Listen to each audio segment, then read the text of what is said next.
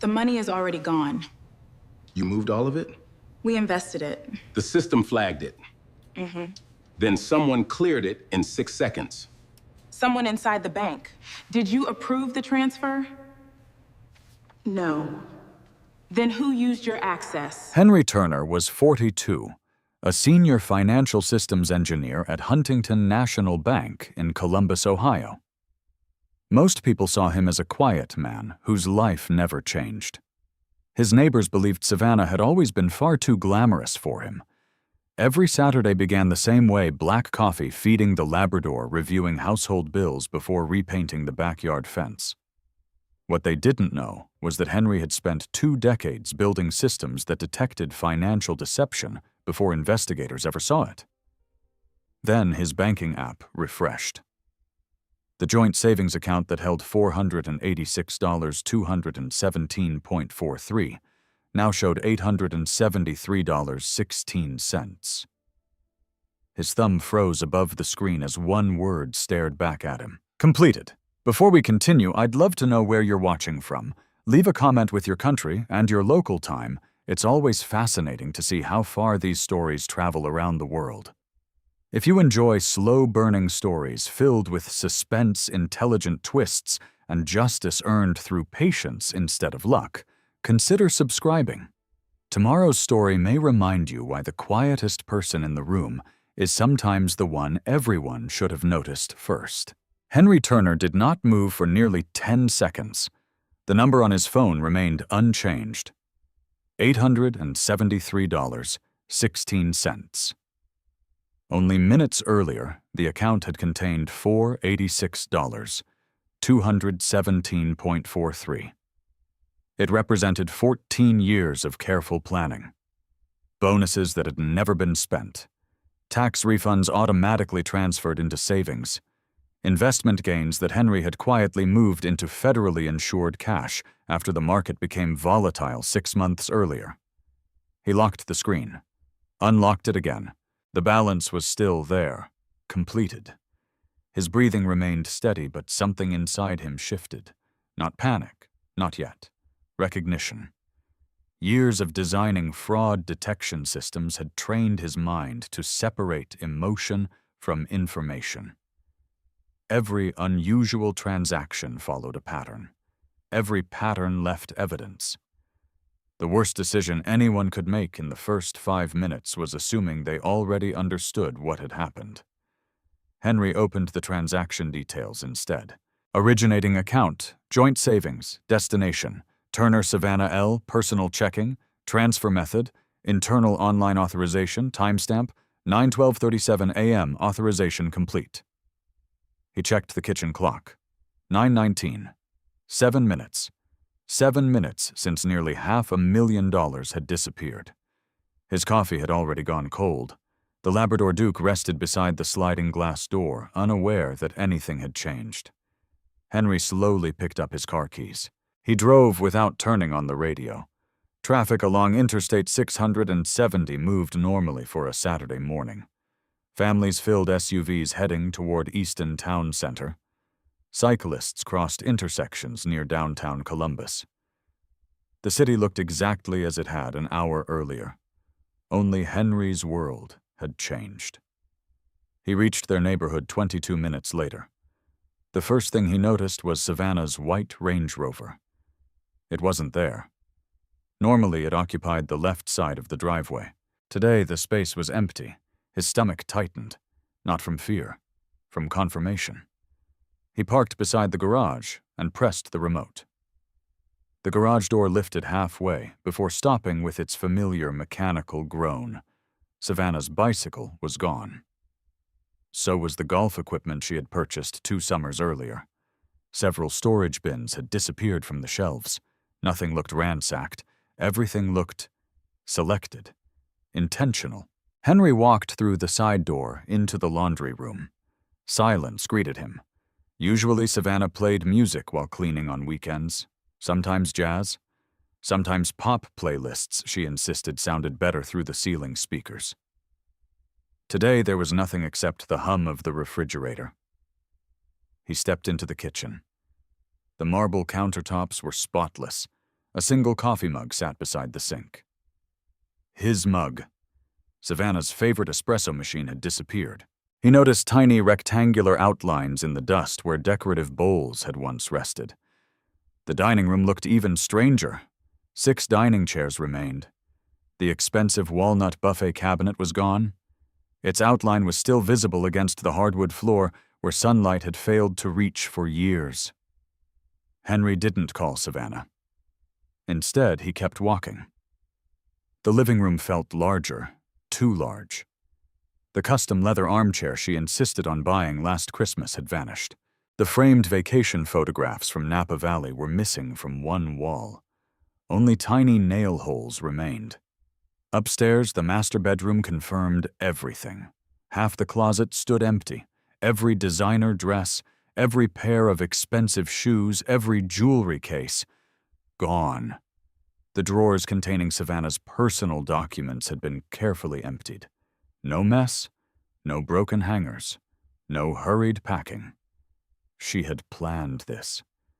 Henry stood quietly in the doorway. His eyes moved across details instead of memories. Empty shelves, vacant hangers, fresh vacuum lines on the carpet. The room had not been abandoned. It had been curated. Only his clothing remained, folded exactly where he had left it. On the bed rested a single white envelope. His name appeared across the front. Henry. Nothing else. He opened it carefully. Inside rested one handwritten page. The handwriting belonged to Savannah. Henry, by the time you read this, I'll already be gone. Please don't make this harder than it has to be. I've spent years pretending our marriage still worked, but it hasn't for a long time. I've met someone who makes me feel alive again. His name is Blake Harrison. You never understood what I wanted from life. You were satisfied, surviving. I wanted to live. The money belongs to both of us, and I earned as much of this life as you did. I moved it because I know you'll try to control everything once you realize I'm leaving. Please don't contact me. Emily already knows where I am. I hope one day you'll understand. Savannah. Henry lowered the page. He read it again. Not because he believed it, because wording mattered. Every sentence mattered, especially in court. His eyes paused on one phrase. I moved it because I know you'll try to control everything. Interesting. Not we agreed, not we discussed, not I had permission. She had already admitted she moved the funds. That sentence might matter later. He folded the letter exactly as he found it. Then he removed his phone. Instead of deleting anything, instead of throwing the letter, instead of calling anyone, he photographed every page, every room, every empty shelf, every closet, every missing piece of furniture. He photographed the envelope before touching it again. Then he photographed the garage, the driveway, even the impressions left by heavy furniture across the hardwood floor. Documentation. Nothing else.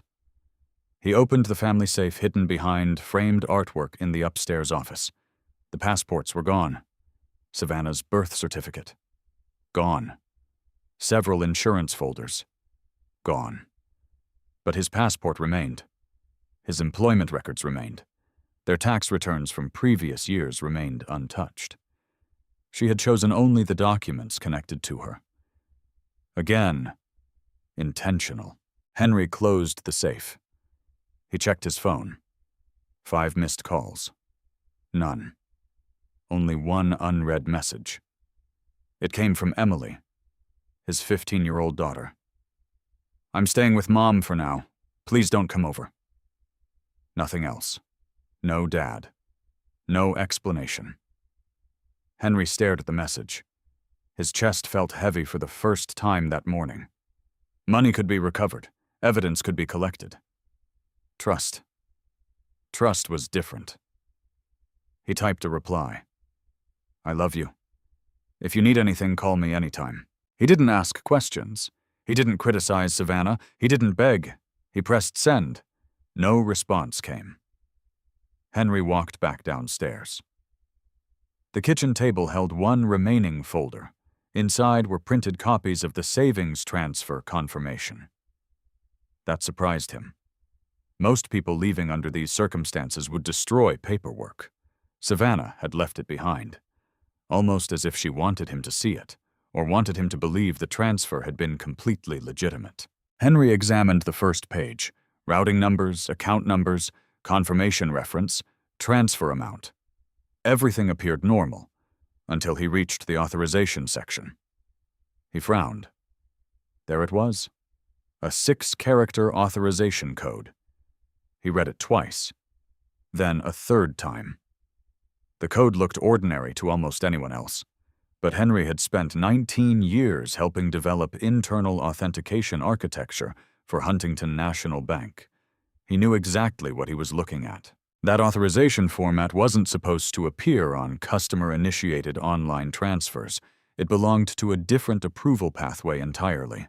Very few people outside the bank would ever recognize the difference. Henry slowly placed the document back into the folder. For the first time that morning, he was no longer thinking about what Savannah had taken. He was thinking about how the transfer had actually been approved. And those were two very different questions. Henry did not spend another minute inside the house.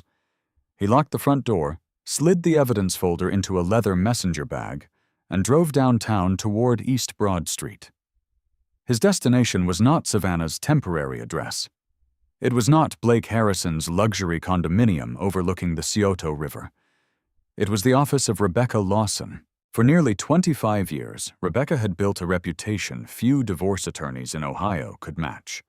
She handled complicated financial disputes involving business owners, physicians, executives, and hidden assets. Judges respected her because she rarely exaggerated.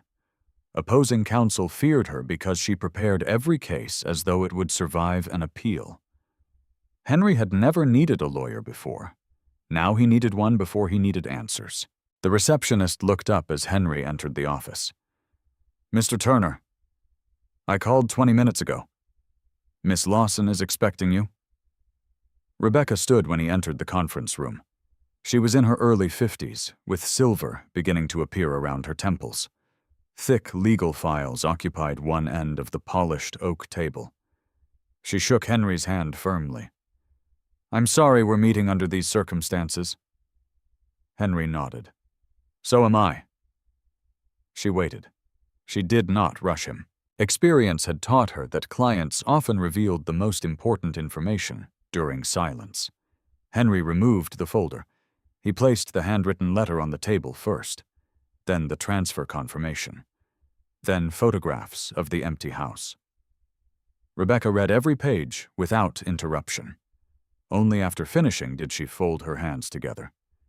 "Did you contact your wife?" "No." "Did you respond to the letter?" "No." "Did you threaten her?" "No." "Did you move any money?" "No." Rebecca nodded once. "Good." Henry waited. The first 24 hours after financial betrayal are when people destroy their own cases. She slid the documents into neat stacks. They call, they yell, they empty retirement accounts, they post on social media, they make accusations they can't prove. She looked directly at him. "You've done none of that," Henry answered quietly. "I don't know enough yet." A faint smile crossed Rebecca's face. "I was hoping you'd say that." She opened a yellow legal pad. "Here's what happens next." She began writing a numbered list. "First, we preserve every piece of evidence. Second, we freeze whatever assets remain. Third, we stop direct communication. Fourth, we begin formal discovery before anyone has time to rewrite history." Henry listened carefully. Rebecca continued. "I also want every electronic device in your possession." "My laptop?" "Yes." "My phone?" "Yes." "The desktop computer at home?" "Absolutely." "What about Savannah's old tablet? If it's still in the house, don't touch it." "It isn't." Rebecca nodded. "Not surprising." She circled another item. "Passwords." Henry frowned. "What about them?" I want you to change every password connected to your personal accounts. Not the joint accounts. No. Why? Because changing access to joint accounts without court approval can create unnecessary arguments. She paused. But anything solely yours changes today. Henry made notes. Rebecca leaned back. Now tell me about the transfer. Henry explained exactly what he had seen. The balance, the timestamp, the authorization code. When he mentioned the code, Rebecca noticed his expression change. You saw something. I did. What? I can't prove it yet. Tell me anyway. Henry reached for the confirmation sheet. This authorization sequence shouldn't exist. Rebecca looked puzzled. What does that mean? Henry pointed to 6 printed characters. Customer transfers use one authentication pathway. She nodded. Internal administrative approvals use another.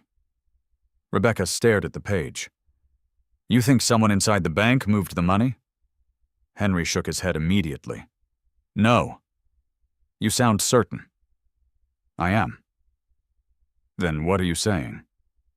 I'm saying this authorization format doesn't belong on this transaction.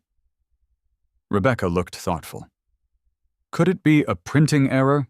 I've never seen one. A software bug? Possible.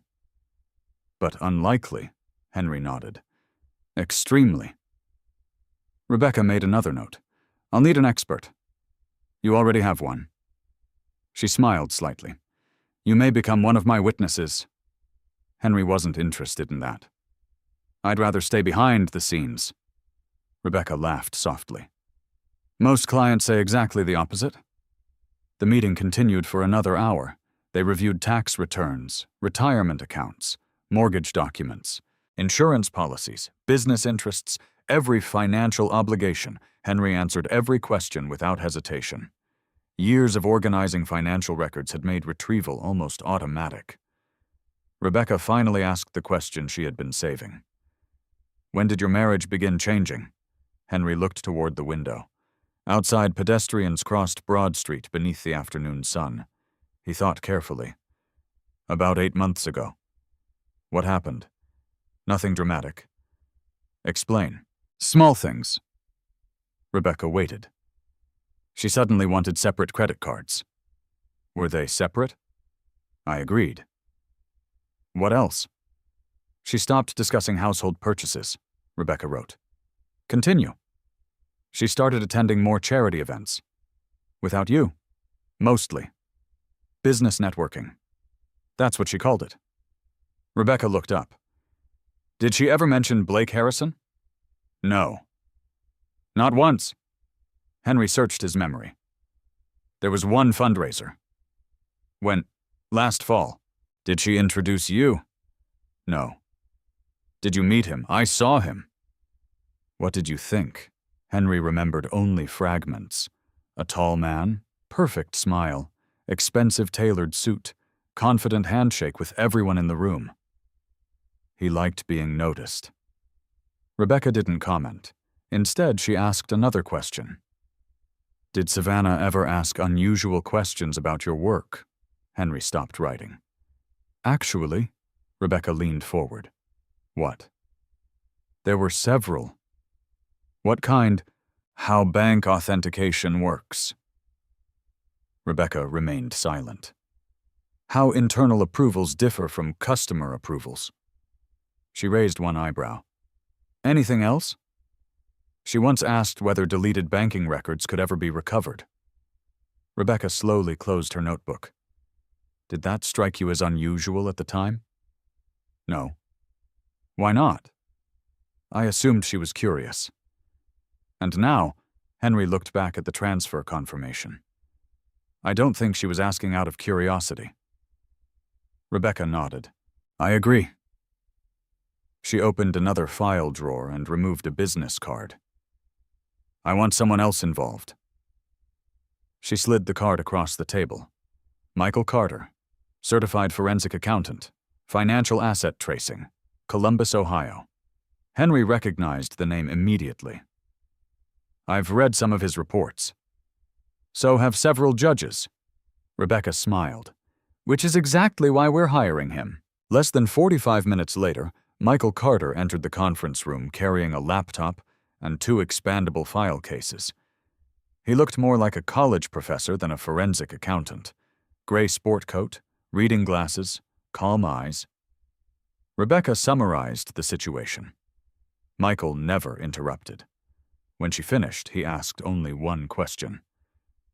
"Can I see the transfer record?" Henry handed him the document. Michael studied it quietly, then typed several notes into his laptop. Interesting. Henry recognized the tone. It wasn't surprise. It was curiosity. "What do you see?" Michael answered carefully. "Most people follow money." Henry waited. "I follow timing." He enlarged the transaction photograph on his screen. The transfer entered Savannah's personal checking account at 9:12. Henry nodded. Then, Michael looked at another document Rebecca had already obtained through an emergency banking request. It remained there. He zoomed further, uncreaturing for approximately 11 minutes. Henry frowned. "Only 11. Michael turned the laptop toward him. At 9:23, nearly the entire balance left that account. Henry stared at the screen. Where did it go? Michael pointed to another destination, an account belonging to a limited liability company. Henry read the company name twice. He had never heard of it before. Ashcroft Property Holdings, LLC. Michael closed the laptop slowly. "I don't think Savannah intended to keep your money." Henry felt something colder than anger settle into his thoughts. If she didn't... Michael met his eyes. Then someone else was waiting for it. Michael Carter left Rebecca Lawson's office with a single manila folder tucked beneath his arm. "I'll call you tomorrow," he said. Rebecca shook her head. "No." Michael looked at her. "I want preliminary findings tonight." He smiled faintly. "I wondered if you'd say that." Henry watched them exchange the brief conversation. It was obvious they had worked together before. Neither wasted words. Neither made promises they could not keep. Rebecca turned to Henry. "Go home. You don't need anything else." "Not today." She handed him a printed checklist. "Do exactly what's on this list." Henry glanced down. "Do not contact Savannah. Do not discuss the case online.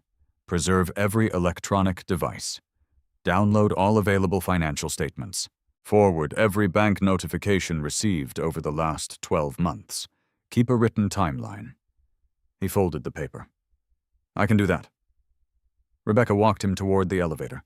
Just before the doors opened, she spoke quietly. "Henry?"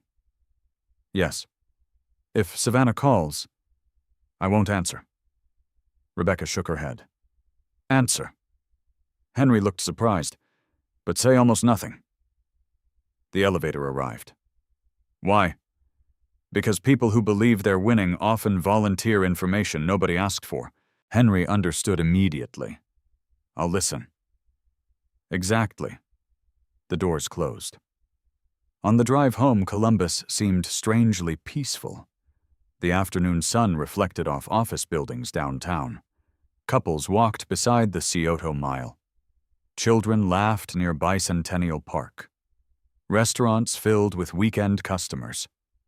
Life continued exactly as it had that morning. Only Henry's future had changed. When he reached home, the silence felt less shocking than before. Now it felt useful. He carried every remaining laptop, tablet, external hard drive, and backup drive into his upstairs office. The room had always been his workspace. Unlike the rest of the house, almost nothing had changed. Books on cybersecurity, networking certifications, reference manuals, a framed photograph of Henry and Emily at Cedar Point when she was 10. That photograph remained. He smiled faintly before placing it carefully on the desk. Then he started working. He connected his personal laptop to an encrypted backup drive. Years of habit had taught him never to trust a single copy of important data. Within minutes, he had duplicated every document Rebecca requested: bank statements, credit card histories, mortgage payments, insurance records, tax returns, payroll deposits, everything organized by year. By early evening, dozens of folders filled the screen. Henry opened another directory labeled Household. Inside sat spreadsheets dating back almost 12 years. Every utility bill, every property tax payment, every renovation expense. Savannah used to joke that Henry could probably account for every dollar they had ever spent. She wasn't wrong. His phone vibrated. Unknown number. He stared at it for 2 rings. Rebecca's advice echoed in his mind. Answer, listen, say almost nothing. Henry accepted the call. Hello? Silence. Then Savannah spoke. You found the letter. I did. Another pause. I didn't want this to become ugly. Henry remained calm. I understand? She seemed surprised. I expected you to be angry. I'm listening. She inhaled slowly. I know this is difficult. Henry said nothing. I never meant to hurt you. Still nothing. You always made everything about work. Henry looked at the computer monitor displaying years of carefully organized finances. I see. I've moved on. I understand. She hesitated. That's all you're going to say? For now. The silence stretched longer this time. Finally, Savannah spoke again. Please don't hire lawyers, Henry answered truthfully. I already have. The line became quiet. When? This afternoon. Another pause. I was hoping we could settle everything ourselves. Henry remembered Rebecca's words. People who believe they're winning often volunteer information. He simply replied, What did you have in mind? Savannah answered too quickly. The money is already gone. Henry didn't react. We've already invested it. We, not I. Henry noticed the word immediately. You won't be able to reverse anything. He remained silent. It would only waste everyone's time. Another useful sentence. Then she added one more. Blake says dragging this through court won't help either of us. Henry finally spoke. So Blake knows about the transfer. The silence on the other end lasted nearly 5 seconds. When Savannah answered, her voice sounded different. I have to go. The call disconnected. Henry slowly lowered the phone. He opened a notebook. At the top of a blank page, he wrote 5:42 p.m. Savannah confirmed money already invested. Used the word we. Confirmed Blake aware of transfer. Attempted to discourage legal action. No denial of moving funds. He closed the notebook. Evidence wasn't always digital. Sometimes people created it themselves. At exactly 7:18 p.m., Michael Carter called. I've got something. Henry placed the phone on speaker. I'm listening. I traced Ashcroft Property Holdings. What is it? On paper. Yes? A small real estate holding company. And in reality? Michael hesitated. It barely exists. Henry frowned. What do you mean? It has almost no operating history. No employees. No commercial properties. No active development permits. So, why move nearly $500,000 there? That's exactly the question. Michael continued typing. I kept following the money. Did it stay there? No. Henry leaned forward. It moved again. When? 48 minutes later. To another account. 3 accounts. Henry remained silent. Michael continued. The funds were divided. How? 40%. 35%. 25%. 3 different corporate accounts. Henry opened another notebook. Names. I'll email them securely. A notification appeared seconds later. Henry opened the encrypted attachment. The first company specialized in luxury residential developments. The second, managed commercial office properties. The third appeared to be a private investment company. Henry studied each document. One name repeated again and again. Director, managing member, authorized representative. Blake Harrison. Henry looked at the screen without speaking. Michael broke the silence. You know him? I've met him once. Well, Michael sighed quietly. He seems connected to every company that received your money. Henry felt the pieces beginning to arrange themselves. Not complete, not even close, but clearer. What else? Michael answered carefully. I searched historical filings. And Ashcroft Property Holdings wasn't always owned by the current members. Henry looked up. Who owned it before? It changed ownership. When? Michael checked another screen. 3 weeks ago. Henry frowned.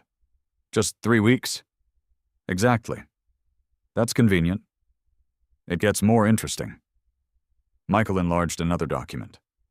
The company's registered office. Henry waited. Shares the same building as Blake Harrison's primary development firm. Henry looked toward the darkening window. The sun had almost disappeared. Streetlights illuminated the quiet neighborhood. Nothing outside suggested the beginning of a complicated legal battle. Inside the office, however, every minute uncovered another connection. Michael spoke again. I've also requested archived incorporation records. Why? Because shell companies rarely appear out of nowhere. You think this one existed for a reason? I think someone prepared a destination before the money ever arrived. Henry considered that carefully. Preparation, planning, timing. Nothing about the transfer looked impulsive anymore. It looked designed. Michael lowered his voice. Henry. Yes. I don't believe this case is about a wife taking marital assets. What do you think it is? I think your savings were one step in a much larger financial structure. Henry remained quiet. Michael added one final sentence before ending the call. And if I'm right? Henry waited. Someone started building that structure long before Savannah walked out of your front door. The line went silent. Henry slowly closed the laptop. For the first time since Saturday morning, he stopped thinking about recovering the money. Instead, he found himself asking a far more dangerous question. If the transfer had been planned weeks in advance, who had designed the plan in the first place? Henry slept for less than 3 hours. When the alarm sounded at 6 o'clock Monday morning, he was already awake, sitting in the darkness of his home office with a cup of untouched coffee growing cold beside his keyboard. The previous night's discoveries had changed the shape of the investigation. What had begun as a painful divorce now appeared to involve a carefully constructed financial network. His phone buzzed. A secure message from Michael Carter had arrived just after dawn. I found something you need to see. Meet me at my office, 8 o'clock. Henry replied with a single word. Coming? Michael's office occupied the 3rd floor of a modest brick building near downtown Columbus. Unlike Blake Harrison's polished corporate headquarters, there were no marble floors or expensive artwork. Filing cabinets lined the walls, and shelves overflowed with financial records from years of investigations. Michael greeted Henry with a firm handshake. I've been working all night.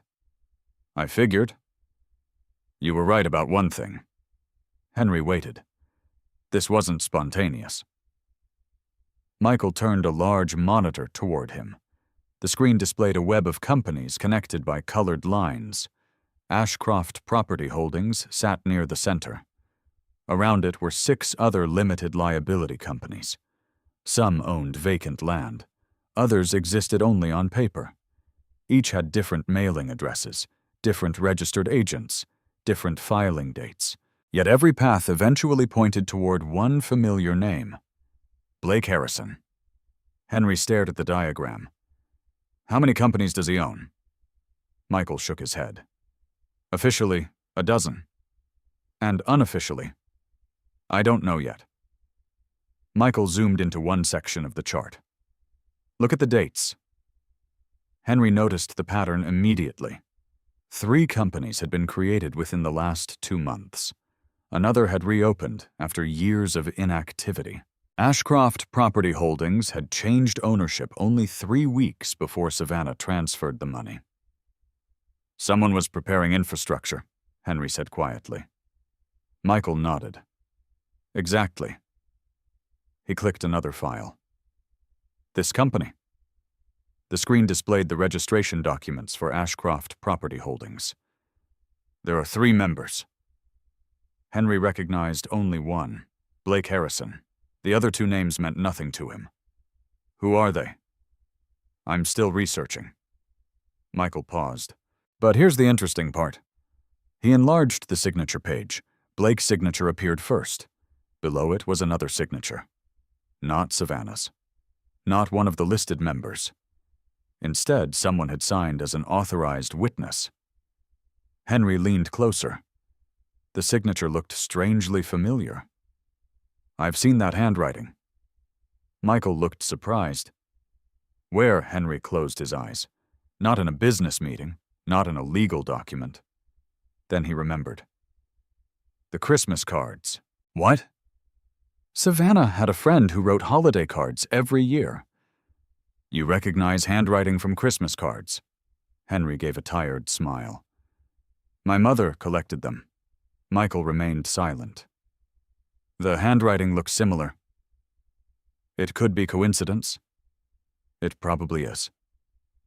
Still, Henry took a picture of the signature with his phone.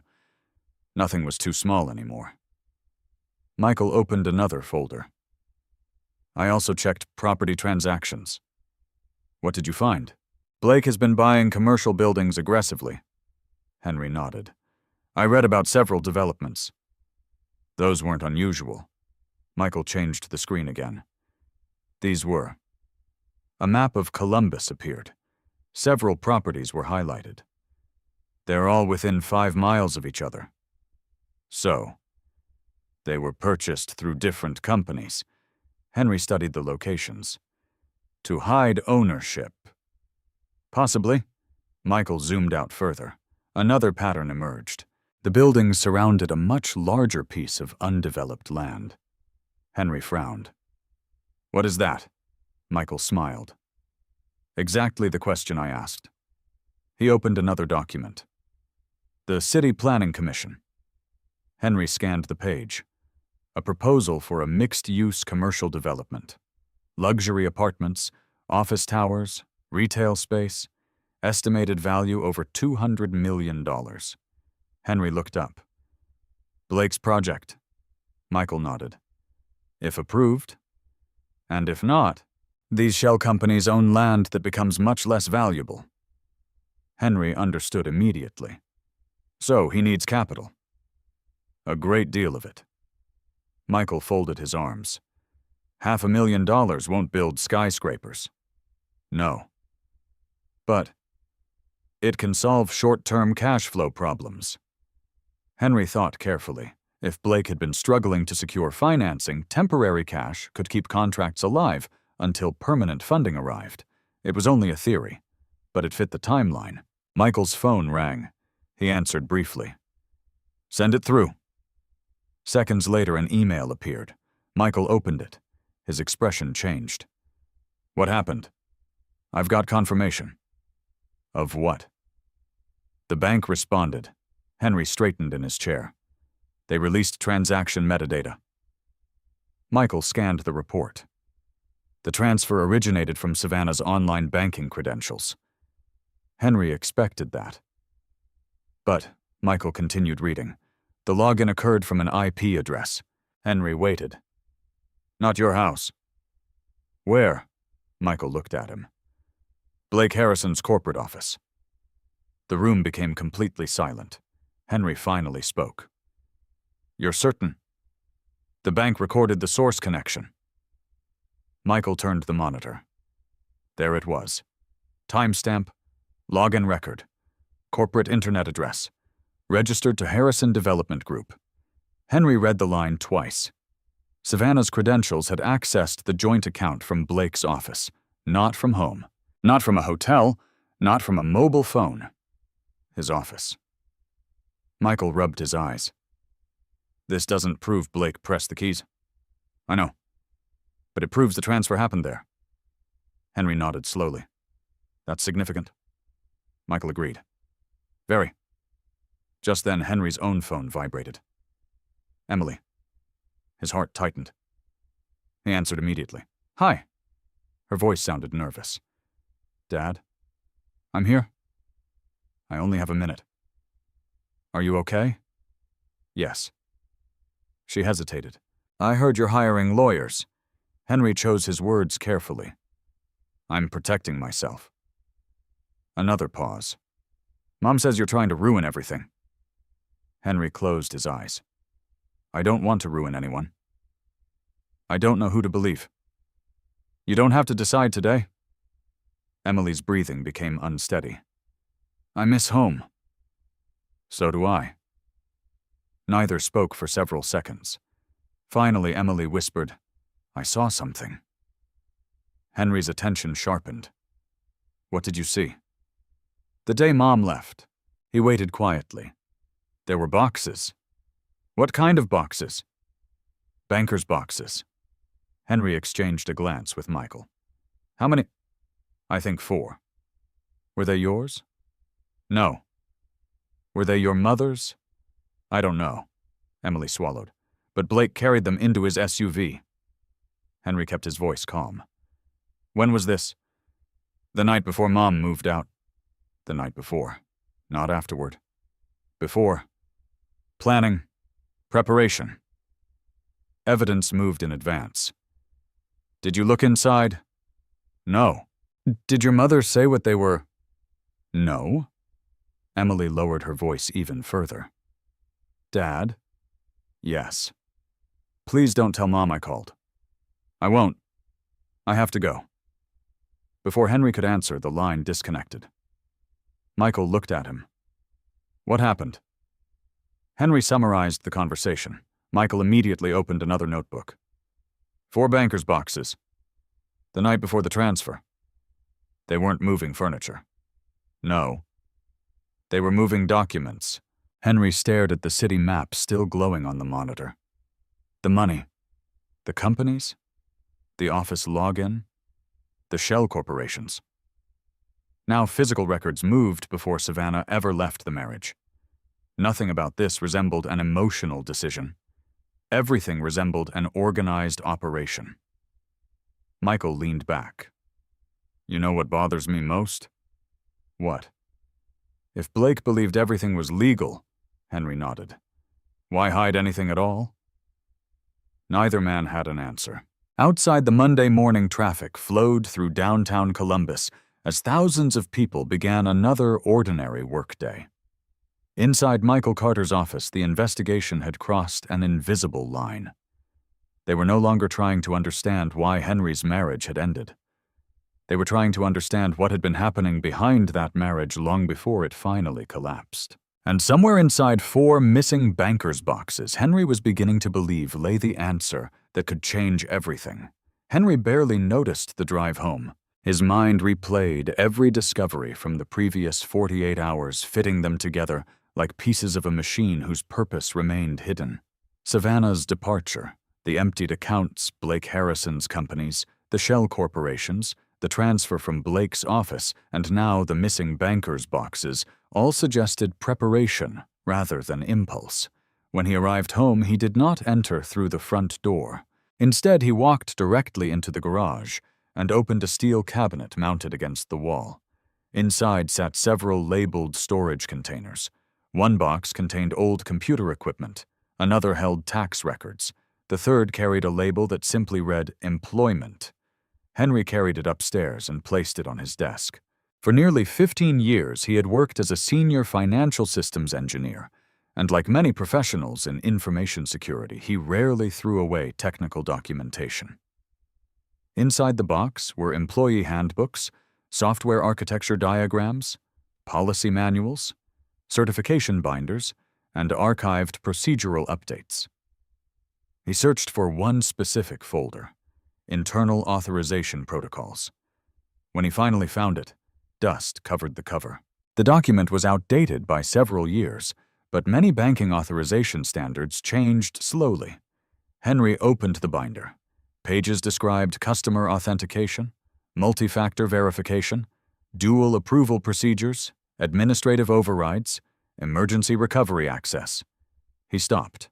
Administrative overrides. He turned another page. Only a limited number of internal employees could authorize exceptional financial transactions. Every override generated a unique authorization sequence. Every override required permanent audit logging. Every override required documented justification. Henry compared the examples in the manual with the authorization code printed on Savannah's transfer confirmation. The first several characters matched the format. His heartbeat slowed. He had not imagined it. The transfer had not followed ordinary customer authorization procedures. Someone had used an internal administrative pathway. His phone rang. Rebecca Lawson. "I was about to call you." "I have news," she said. "So do I." "You first." Henry summarized everything he had found inside the archived policy manual. Rebecca listened without interruption. When he finished, she remained silent for several seconds. "I hoped you were wrong." "So did I." If that code truly represents an administrative authorization, it means someone inside the banking system approved the transaction, Rebecca answered carefully. It means someone with elevated privileges may have participated in the process. Henry understood the distinction. Participation did not necessarily mean conspiracy. It could involve negligence, policy violations, improper approvals, or something much worse. Rebecca continued. "I've already prepared discovery requests." "For the bank?" "Yes." "What are you requesting?" "The complete audit trail." Henry looked again at the authorization code. "Will they release it?" "They won't volunteer it." "But under litigation." "They'll have to preserve it." She paused. "Henry?" "Yes." "Whatever happens next, don't access any internal banking systems." "I'm not going to." "I know. But opposing counsel would love to argue that you altered evidence." "I understand." Rebecca lowered her voice. "From this moment forward, every document comes through legal discovery." The call ended. Henry leaned back in his chair. For the first time since the nightmare began, he felt something different from anger. Curiosity. He wanted to know who had pressed the final approval button. Late that afternoon, Michael Carter arrived carrying 2 large folders. "I thought you'd want to see these in person." Henry invited him inside. Michael spread dozens of printed documents across the dining room table: corporate registrations, property transfers, financial statements, bank routing histories. "Look here." He pointed toward one timeline. Ashcroft Property Holdings changed ownership.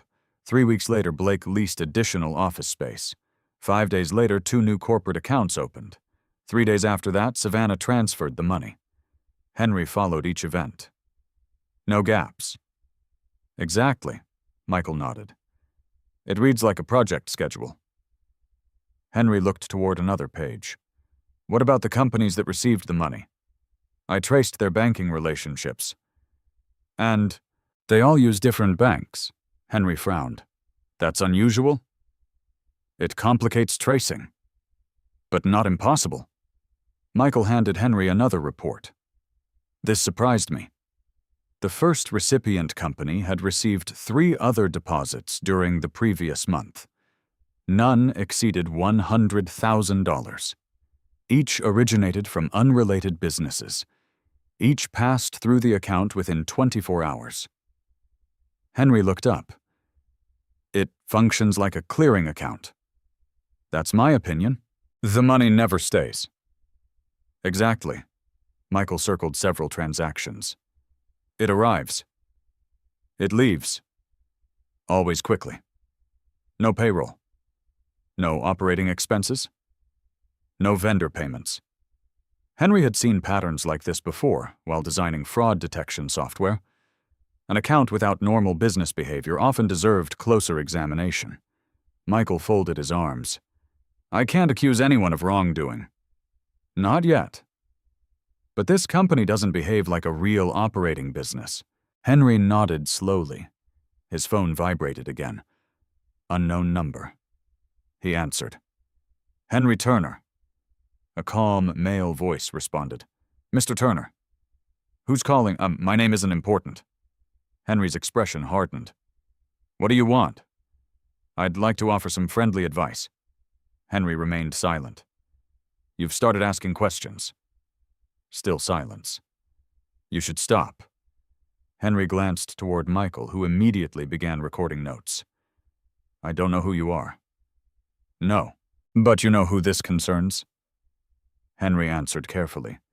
If you have something to say, say it. The voice remained perfectly calm. Money can be replaced. Henry felt a chill. Families cannot. Michael's eyes widened. Henry forced himself to remain composed. Is that a threat? No. It's advice. The line disconnected. The room remained silent. Michael spoke first. Did he just threaten your daughter? Henry replayed every word in his mind. The caller had never mentioned Emily, never used the word daughter, never explicitly threatened violence. Legally, it was ambiguous. Emotionally, it was unmistakable. Michael immediately reached for his phone. We're calling Rebecca. Within 30 minutes, Rebecca arrived. She listened to the recording Michael had managed to capture through the speakerphone. When it ended, she looked directly at Henry. From this moment on, document every unknown call. You think they're nervous. I think someone knows we're getting closer. Rebecca took another look at the financial timeline spread across the table. Until now, everything we've discovered has come from public records. Henry nodded. We haven't even started formal discovery. Exactly. She pointed towards the authorization code. If this internal approval trail confirms outside assistance. She did not finish the sentence. She didn't need to. The implications were obvious. Rebecca packed the documents back into organized folders. I'm filing tomorrow morning. What happens then? Henry asked. The court orders evidence preservation. For everyone involved. The bank.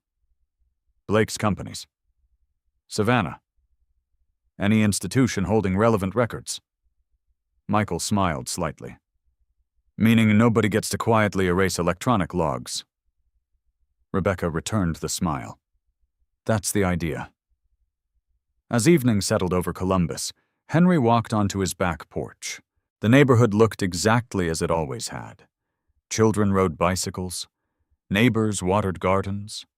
Dogs barked in the distance. The ordinary rhythm of suburban life continued without interruption.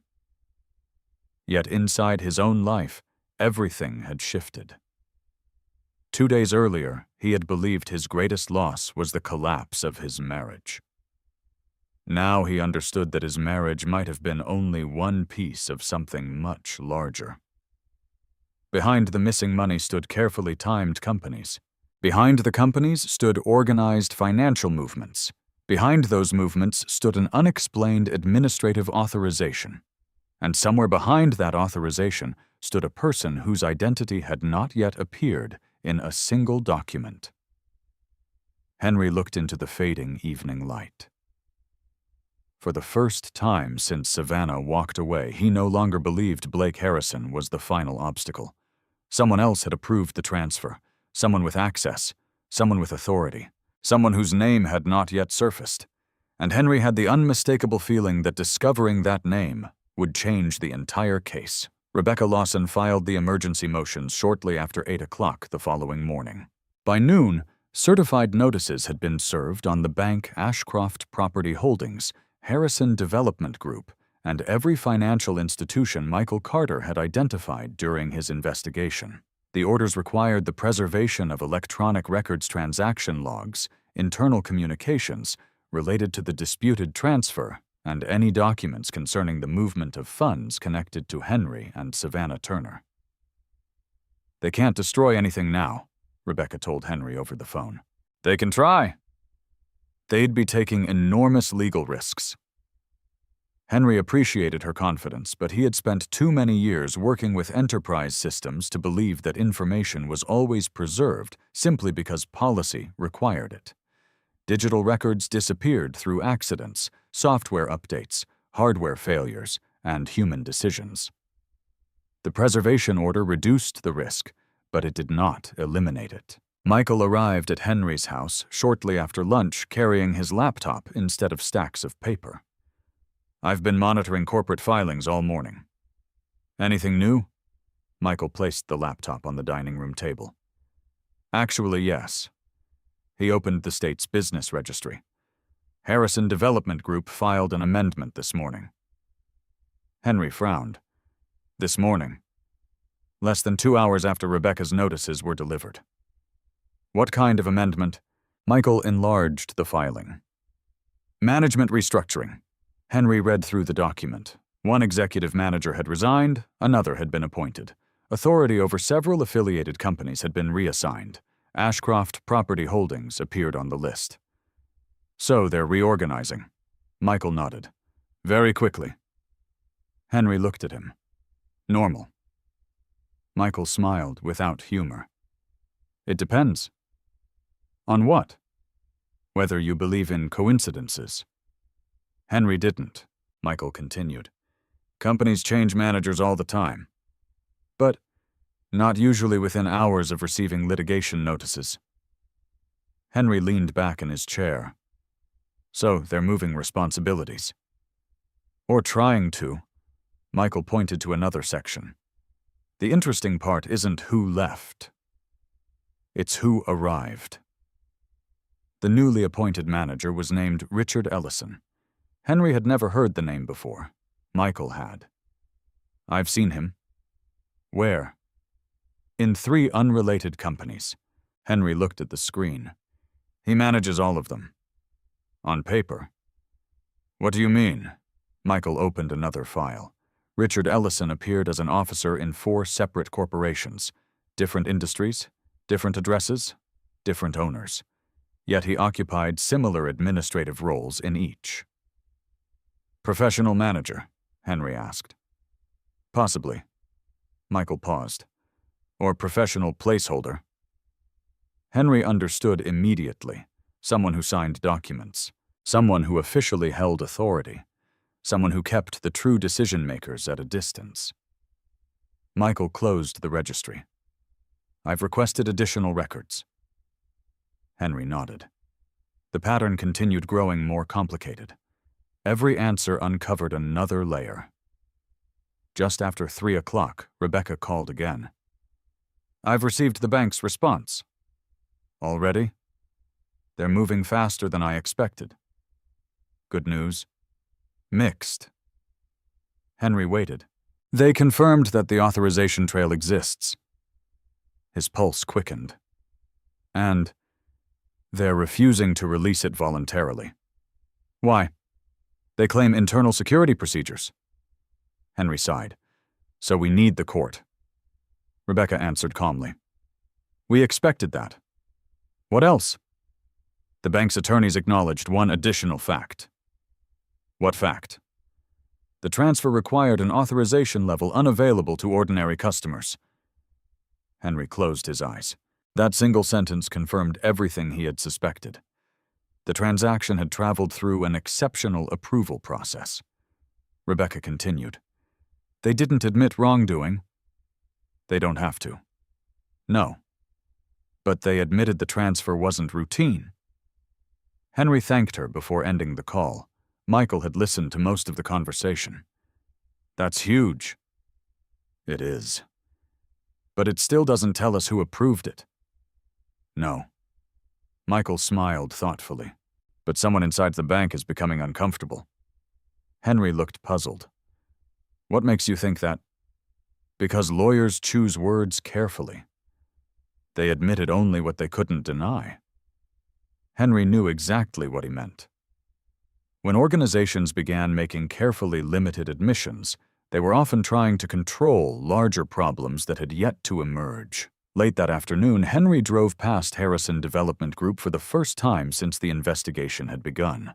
He had no intention of entering. Rebecca had warned him repeatedly against direct confrontation. Instead, he parked across the street inside a public parking lot. The headquarters occupied an impressive 6-story glass building overlooking a busy commercial district. Luxury vehicles filled the underground entrance. Construction executives walked confidently through revolving doors. Everything projected success. Everything projected stability. Henry watched quietly. Employees entered and exited. Delivery trucks arrived. Clients attended meetings. Nothing appeared unusual. Then Michael's words returned to him. Cracks rarely appeared on the front of the building first. They started underneath. Henry noticed a moving truck backed against the loading dock. Workers carried dozens of archive boxes onto the truck. Bankers' boxes. His heartbeat quickened. He counted. 1, 2, 3. Eventually he reached 27, far more than Emily had described. Henry photographed everything from his car: license plates, company logos, timestamps, building entrances. The truck departed. He did not follow. Rebecca would never forgive him if he turned the investigation into a surveillance operation. Instead, he forwarded every photograph to her. Within minutes, she replied, "Good, don't move." 10 minutes later, another message arrived. "Leave now. We can subpoena shipping records." Henry smiled faintly. Rebecca always stayed 2 steps ahead. He drove away. That evening, Michael called again. "I ran the truck's company name. You already identified it. It was visible on your photos. And it's a document storage contractor." Henry slowed the car. "They're storing records, or relocating them. Is that legal?" "Perfectly. Even after preservation notices." Michael hesitated. "If every document remains intact and traceable." Henry understood. Moving evidence was not the same as destroying it, but moving evidence could make it significantly harder to locate later. When Henry returned home, another envelope waited inside his mailbox. No stamp, no return address. Inside was a single sheet of white paper, typed, no handwriting. Only one sentence. Some doors should stay closed, nothing else. No signature, no fingerprints that he could immediately see. He carefully placed the paper inside a plastic document sleeve without touching the surface any further. Then he called Rebecca. She arrived less than an hour later. After examining the letter, she nodded slowly. "They're trying to unsettle you. It's working." "Good." Henry looked confused. "Good," Rebecca smiled. "If someone starts sending anonymous warnings, it usually means your questions are reaching places they didn't expect." Michael arrived shortly afterward. The 3 of them sat around Henry's dining room table, surrounded by timelines, corporate records, maps, and photographs. Rebecca placed the anonymous letter beside the image of the moving truck. Michael positioned the authorization code next to the corporate ownership chart. For several minutes, nobody spoke. Finally, Henry broke the silence. "What are we missing?" Rebecca answered honestly. "A person." Michael nodded. "We have companies. We have money. We have timing. We have unusual approvals. But no individual connecting everything." Rebecca looked directly at Henry. "Not yet." She tapped the authorization code with her pen. "When we identify whoever approved this transfer." She moved the pen toward Blake's corporate structure. "We'll know whether this was simply a complicated financial dispute." Then she pointed toward the anonymous letter. Or something far more deliberate." Henry looked across the documents covering the table. The evidence was beginning to tell a story. Not a complete one. Not yet. But for the first time, tiny fractures had begun to appear beneath Blake Harrison's polished public image. The perfect businessman, the successful developer, the respected executive. Behind that carefully constructed reputation, hidden connections were slowly emerging. And Henry had the growing sense that once the first crack widened, the entire structure Blake had spent years building might begin to collapse. 3 weeks later, the conference room inside the Franklin County Courthouse Annex felt unusually quiet. The first phase of discovery had moved faster than Rebecca Lawson expected. The preservation orders had remained in effect, thousands of pages of financial records had been exchanged, and the court had scheduled depositions before the case reached trial. Henry sat beside Rebecca at the polished oak table. Across the room, Savannah Turner entered with her attorney. She wore a tailored navy suit and carried herself with confidence. But Henry noticed something different almost immediately. She avoided looking directly at him. Blake Harrison arrived several minutes later with a separate legal team. Unlike Savannah, Blake greeted several attorneys in the hallway with an easy smile before taking his seat. To anyone watching, he appeared completely comfortable. Rebecca leaned toward Henry. "Remember?" Henry nodded. "No reactions, no matter what they say." The court reporter adjusted her equipment. A videographer confirmed the recording. Stacks of exhibits covered the center table: financial statements, wire transfer records, corporate filings, emails, property documents. The deposition officially began. Savannah testified first. Rebecca's questions started gently. "Mrs. Turner, when did you decide to leave your marriage?" Savannah answered calmly. "Several months before I moved out." "Were you in a relationship with Mr. Blake Harrison before leaving your home?" Savannah's attorney objected to the form of the question, but she answered. "Yes." Henry kept his expression unchanged. Rebecca continued. "When did you first discuss your financial future with Mr. Harrison?" "I don't remember." Rebecca reached for an exhibit. "This is an email dated 6 weeks before the transfer." Savannah examined it. "Do you recognize it?" "Yes. In the email you wrote, 'Once everything is consolidated, we'll finally be free.'" "I did. What were you referring to?" Savannah hesitated. "Our future." Rebecca nodded.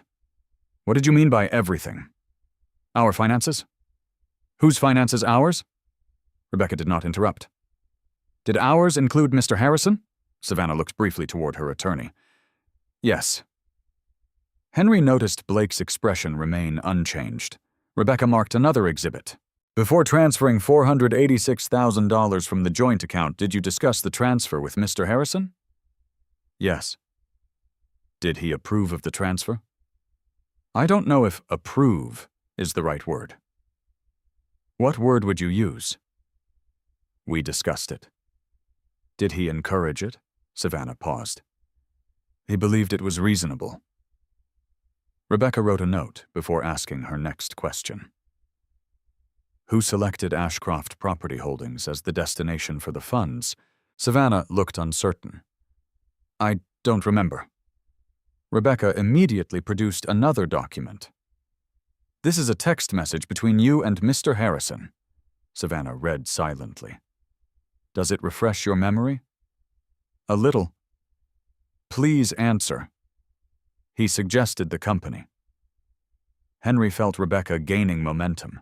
She never raised her voice. She simply placed documents in front of witnesses until their own words answered the questions. Rebecca continued. "Had you ever heard of Ashcroft Property Holdings before meeting Mr. Harrison?" "No." "Did you own any interest in that company?" "No." "Did you perform any due diligence before transferring nearly all your marital savings there?" "No." Henry saw Savannah swallow. For the first time that morning, her confidence appeared to weaken. The deposition paused briefly for lunch. Outside the conference room, Rebecca remained composed. "She's beginning to distance herself."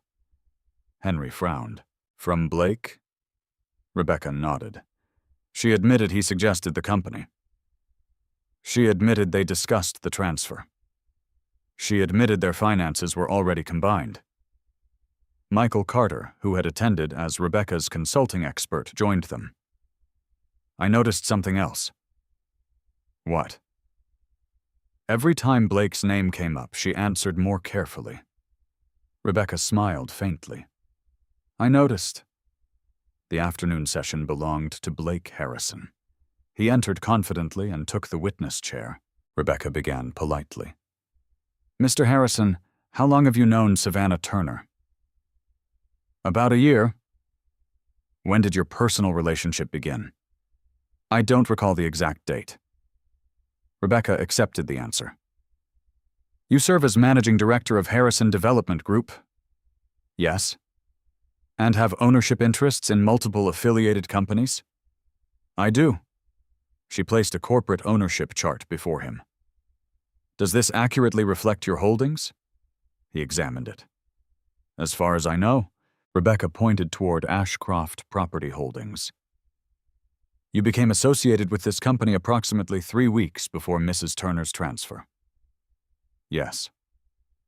What business purpose did the company serve? Real estate investment. What properties did it own at that time? Blake hesitated for the first time. I don't remember. Rebecca already anticipated the response. She produced another exhibit. According to your own financial statements, the company owned no developed properties. Blake remained calm. It was acquiring assets. What assets? Future development opportunities. Rebecca nodded slowly. Did those opportunities require immediate cash? Blake looked toward his attorney. I don't understand the question. I'll rephrase. She slid the bank transfer summary across the table. Within 48 minutes of receiving Mrs. Turner's money, nearly all of it left Ashcroft Property Holdings. Correct. Blake studied the document. It appears so. Why? I'd have to review accounting records. You don't know where nearly $500,000 went. I oversee many companies. Rebecca remained patient. But this transaction occurred on the same day. I still don't remember. Henry watched carefully. Blake answered smoothly, confidently, yet every answer avoided specifics. Rebecca changed direction. Mr. Harrison, where were you on Saturday, March 14th? I don't remember. She immediately displayed another exhibit. Your building access logs place you inside your corporate headquarters from 9:07 a.m. until 2:41 p.m. Blake glanced at the page. If the records say so. Do you dispute them? No. Rebecca reached for another folder. The disputed bank transfer originated from an internet connection registered to your corporate office. Blake's attorney objected immediately. After several minutes of legal discussion, the objection was noted, and Rebecca continued. Were you aware that Mrs. Turner accessed her banking account from your office that day? I don't know where she accessed it. Was she present in your office? I don't remember.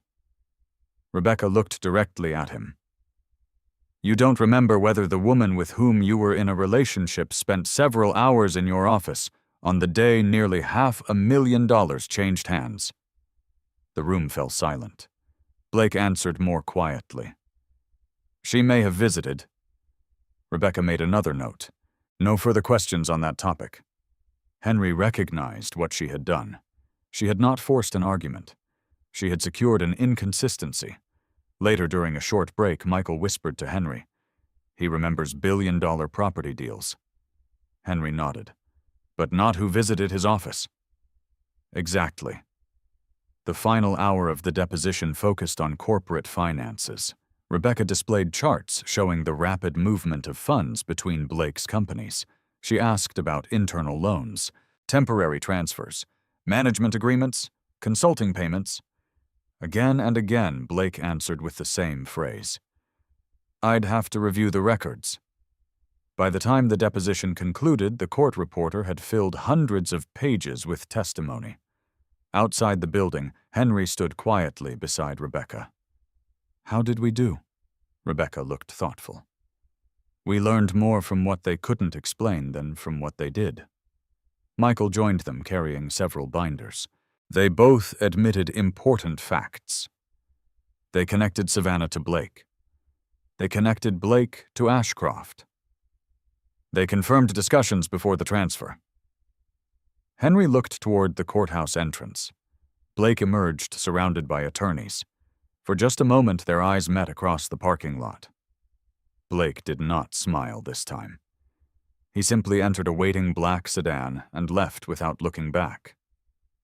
Rebecca watched the vehicle disappear into traffic. "He's still confident." Henry asked, "Is that good or bad?" She answered after a long pause. "Neither. It means he believes the most damaging evidence hasn't been found." Michael closed one of his binders. "Then we'd better find it first." None of them realized that at that very moment a forensic specialist at the bank had just located a forgotten backup server containing archived authorization logs that had never been included in the bank's initial production. The missing authorization trail had survived. It had simply been hiding where no one had thought to look. 2 days after the depositions, Rebecca Lawson's office received a call that immediately changed the direction of the case. It came from the bank's outside counsel. The attorney sounded measured and professional. "We've identified additional electronic records." Rebecca remained silent. "They were not included in our initial production." "What kind of records?" she asked. "Archived authorization logs." Rebecca reached for her notebook. "How were they located?" "During an expanded preservation review." She wrote down every word. "Were they destroyed?" "No." "Modified?" "No." "Accessible?" "They are now." Rebecca thanked the attorney and ended the call without asking another question. 5 minutes later, Henry's phone rang. "They found them." Henry stood up from his desk. "The authorization logs?" "Yes." "They still exist?" Henry released a slow breath. "I'll be there in 20 minutes. By the time he arrived at Rebecca's office, Michael Carter was already sitting at the conference table with his laptop open. Rebecca entered carrying a thick envelope. The bank produced these under supplemental discovery. She carefully removed several documents. The complete authorization sequence. Henry looked at the first page. Rows of timestamps filled the report. Milliseconds. Server identifiers, authentication events, approval checkpoints, digital signatures. Unlike ordinary account statements, these records had been generated automatically by the bank's internal infrastructure. "They're system logs," Henry said quietly. Michael nodded. "Exactly." Rebecca looked toward Henry. "You understand these better than either of us." Henry studied the pages carefully. Every event followed a chronological order. Customer login, credential verification, account selection, transfer request, risk evaluation, administrative review, final authorization. He stopped. "There." Michael leaned closer. "What?" Henry pointed to a single line. "The risk engine." "What about it?" "It flagged the transaction." Rebecca frowned. "Meaning?" "The bank's fraud detection system didn't approve it automatically." Michael looked surprised. "It raised a warning." Henry nodded. "This code means elevated risk." Rebecca immediately understood. "So someone had to review it manually?" "Yes." Henry continued reading. Another entry appeared 6 seconds later. "Administrative override accepted." The room became completely silent. Michael spoke first. "So the software tried to stop it." Henry nodded again. "And someone overrode the warning." Rebecca looked directly at him. "Can we identify who—" Henry continued turning pages. "The report doesn't list a name." "What does it list?" "A workstation." He read the identifier aloud. "Terminal 4, B117. Michael immediately typed the number into his notes. Rebecca asked another question. "Does that help?" "It might." "How?" "Every workstation belongs somewhere." Michael smiled. "A branch. Or a department." Henry nodded. "Exactly." Rebecca reached for the phone. "I'm requesting the workstation assignment." While she spoke with opposing counsel, Henry continued studying the logs. Something else caught his attention. The timestamps. He read them twice, then a third time. Michael. What? Look at this. Michael examined the sequence. Customer login. 9:42:18. Fraud warning. 9:43:01. Administrative override. 9:43:07. Final approval. 9:43:09. Michael frowned. Only 6 seconds. Henry nodded. That's impossible. Rebecca finished her phone call. What is... Henry slid the papers toward her. A legitimate review. She looked confused. The fraud system generated a warning. Right. An employee supposedly evaluated the transaction. Right. Then approved it. Rebecca nodded. Henry tapped the timestamps. All within 6 seconds. Michael leaned back.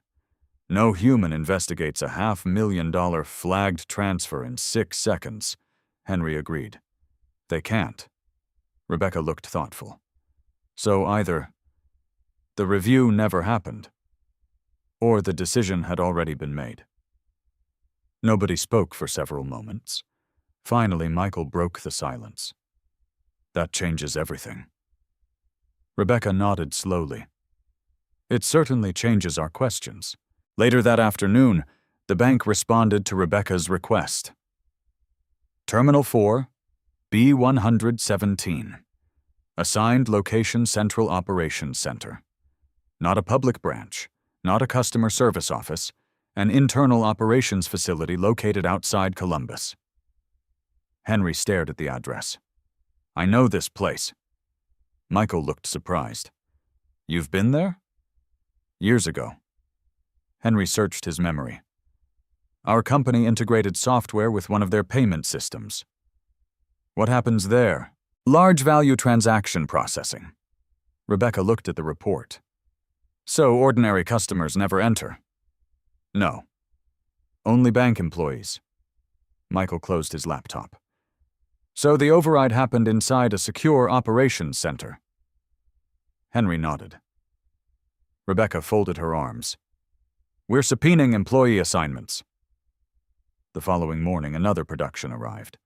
This one included workstation schedules, terminal assignments, employee shifts, access records, security badge activity. The operations center had maintained meticulous records. Michael scanned the documents. There were 12 employees working that morning. Rebecca looked disappointed. 12 is better than hundreds. Henry continued reading. One name appeared beside Terminal 4, B117 for the beginning of the shift. Another replaced it after lunch. Since the transfer occurred before 10 o'clock, only the morning operator mattered. Henry quietly read the name. Daniel Mercer. 43 years old. Senior operations analyst. 12 years with the bank. No disciplinary history. No criminal record. No obvious connection to Blake Harrison.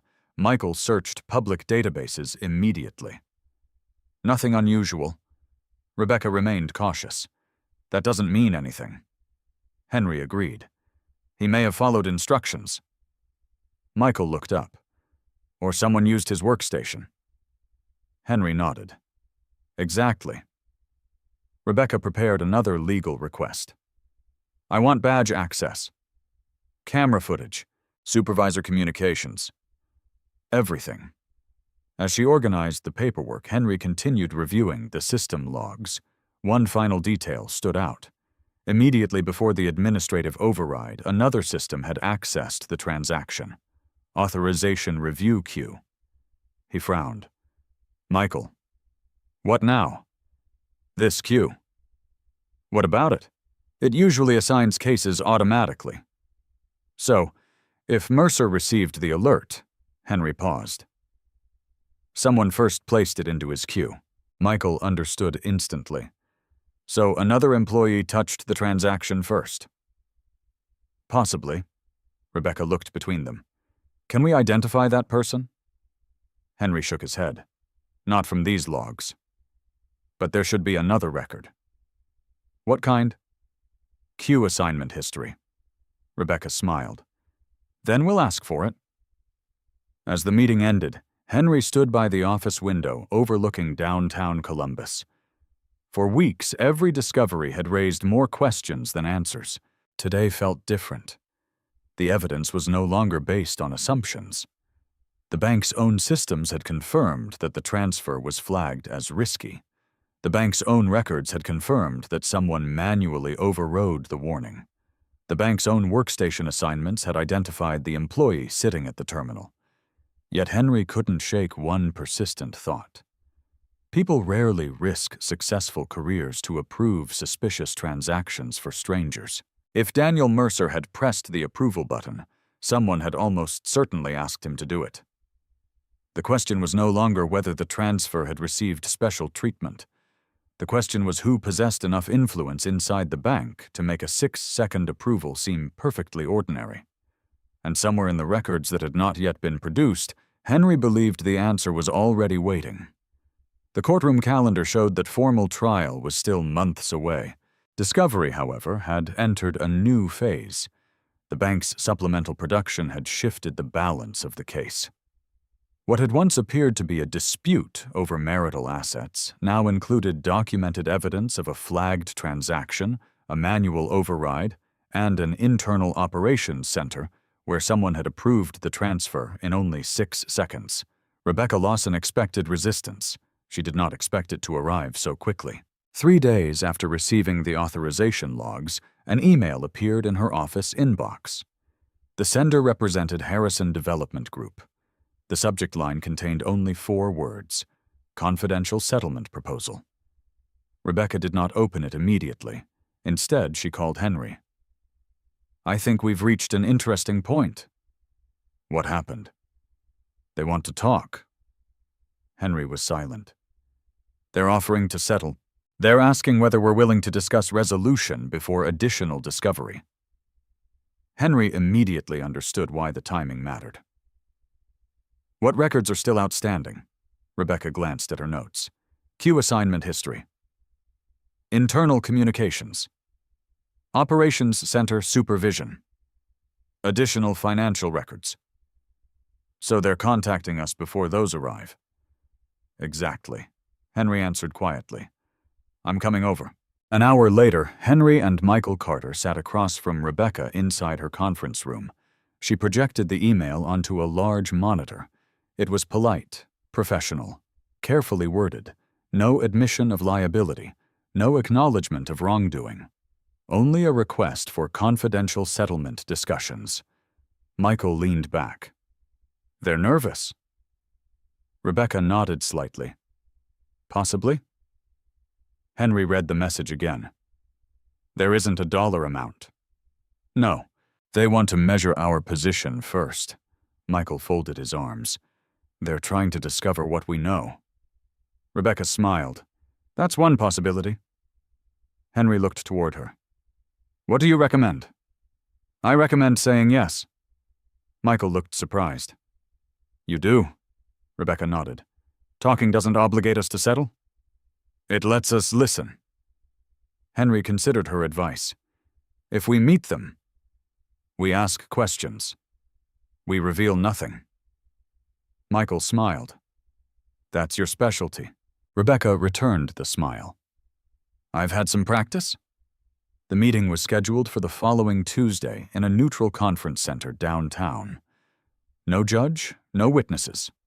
Only attorneys and clients. Henry arrived 10 minutes early. Rebecca had already prepared the room. 2 legal pads, several binders, a single folder labeled Settlement, nothing else. At precisely 10 o'clock, Blake Harrison entered with his attorney. Savannah followed several steps behind. Henry noticed another difference immediately. They no longer walked together. They entered separately. They sat separately. It was subtle. Most people would never have noticed. Henry did.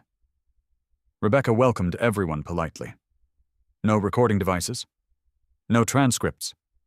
Confidential under settlement privilege." Everyone agreed. Blake's attorney spoke first. "My client believes prolonged litigation benefits no one." Rebecca nodded. "Go on." We believe there is room for practical resolution. Rebecca remained expressionless. What does that mean? Blake's attorney opened a folder.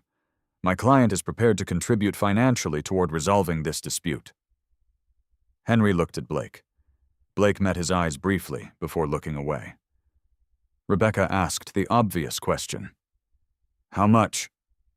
The attorney slid a document across the table. Henry read the number. $600,000, more than had originally disappeared from the joint account. Silence filled the room. Rebecca did not touch the paper. What does your client receive in exchange? A complete release. Of whom? Everyone. Rebecca finally picked up the proposal. Everyone. My client? Mrs. Turner. The affiliated companies? The financial institutions? Henry looked up. The banks. Blake's attorney nodded. Rebecca slowly placed the document back on the table. So the banks require releases as well. The attorney immediately corrected her. I didn't say that. You didn't have to. Another long silence followed. Henry watched Blake carefully. For the first time since meeting him, Blake looked uncomfortable. Not frightened, not defeated, simply impatient. Rebecca leaned slightly forward. Mr. Harrison? Blake looked at her. May I ask you one question? His attorney hesitated before nodding. Rebecca spoke calmly. If this transaction was entirely proper, she paused. Why are you offering more money than was originally transferred? Nobody answered immediately. Finally, Blake spoke. Because litigation is expensive. Rebecca nodded. It certainly is. She closed the settlement folder. We're not accepting today. Blake's attorney expected that. We anticipated as much. Rebecca continued. We'll review the proposal. The formal meeting ended 30 minutes later. No agreement. No negotiations, no raised voices. Just quiet professionalism. As everyone gathered their documents, Savannah approached Henry. May I speak with you? Rebecca looked at Henry. He nodded cautiously. They stepped into the hallway. For several seconds, neither spoke. Finally, Savannah broke the silence. You look tired. Henry almost smiled. I probably am. She lowered her eyes. This isn't how I wanted any of this to happen. Henry answered honestly. I don't know what you wanted. She looked toward the conference room doors. Neither do I anymore. Before Henry could respond, she quietly added, You should be careful. His expression changed. About what? She hesitated. I can't explain. Then try. She shook her head. If I say more... She stopped herself. Henry waited. Finally, she whispered, There are people involved who don't appear in the paperwork. His pulse quickened. What people? I can't. Are they connected to Blake? Savannah closed her eyes briefly. I shouldn't have said anything. She turned and walked away. Henry stood motionless in the hallway. Rebecca joined him moments later. What happened? He repeated every word exactly as Savannah had spoken it. Rebecca listened carefully. Interesting. You think she's telling the truth? I think she's frightened. Michael emerged from the conference room carrying several binders. Anything useful? Henry summarized the conversation. Michael remained thoughtful. That fits. What fits? Our problem. Henry looked at him. We've identified companies. We've identified money. We've identified a bank employee. But we've never identified whoever benefits the most. Rebecca nodded slowly. Exactly. As they left the building, Henry noticed Blake standing alone beside his black sedan.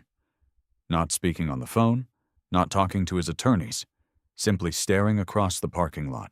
For a brief moment, Blake's confident public image seemed to disappear. His shoulders looked tense, his expression looked distracted. Then his phone rang. He answered immediately. Henry couldn't hear the conversation, But he saw something unexpected.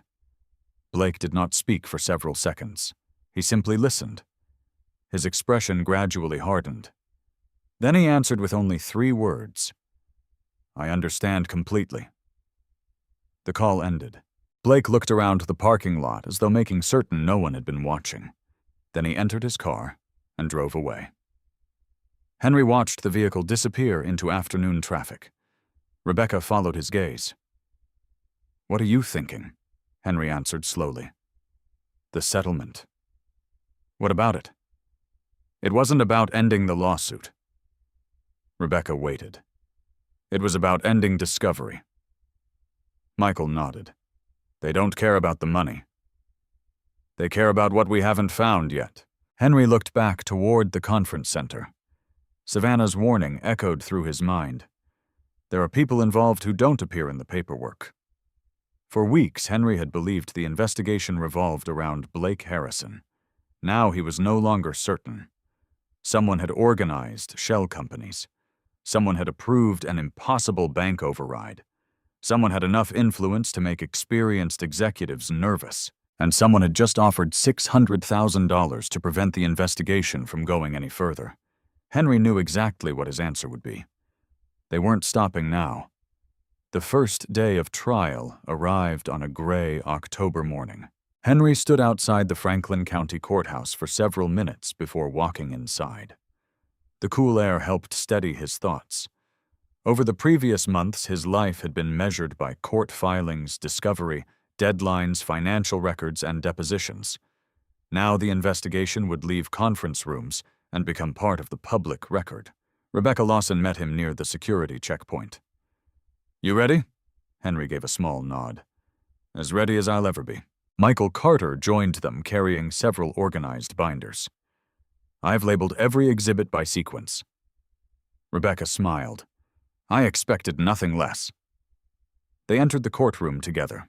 Judge Margaret Holloway presided from the bench with the calm authority Henry remembered from earlier procedural hearings. The courtroom was neither crowded nor empty.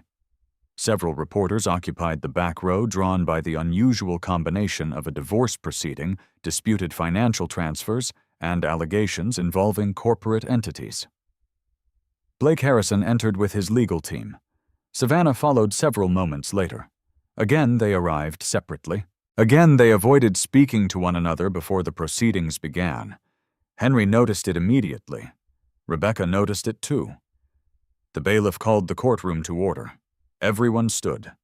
Judge Holloway reviewed several preliminary matters before turning toward both legal teams.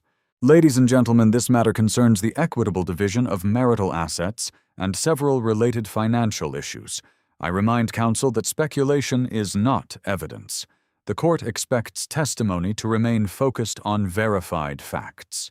Both attorneys acknowledged the instruction. Rebecca rose first for her opening statement. She walked slowly toward the center of the courtroom. "This case begins with a marriage." She paused. "It continues with a transfer." She displayed the first exhibit on the courtroom monitor. The image showed the joint savings account before the disputed transaction.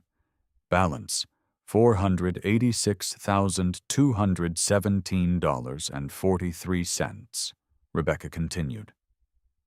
On a single Saturday morning, nearly every dollar accumulated during years of marriage disappeared. She changed slides. The balance after the transfer appeared: $873.16. No dramatic language, no emotional appeal, only numbers.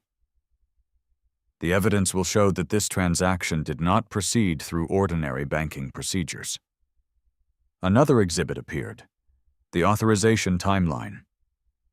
The bank's own systems flagged the transfer as high risk. She highlighted the warning entry. The bank's own records confirm that an administrative override occurred only 6 seconds later. She allowed the jury and the judge time to study the document. You will hear testimony explaining why 6 seconds could not have allowed a meaningful review of a transaction involving nearly $500,000. Rebecca turned toward Henry briefly before facing the court again. "This case is not about punishing success. It is not about criticizing investment decisions. It is about whether marital assets were moved through an extraordinary approval process that should never have occurred. She returned to counsel table. Blake's lead attorney stood. Unlike Rebecca, he spoke conversationally. My client did not force anyone to transfer money. He looked toward Savannah. Mrs. Turner made her own financial decisions. He paced slowly. The plaintiff asks the court to connect ordinary business activity with ordinary banking procedures and transform coincidence into conspiracy. He gestured toward Blake. Mr. Harrison invested money. He formed companies. He conducted business. None of those actions are unlawful. He finished by emphasizing personal responsibility.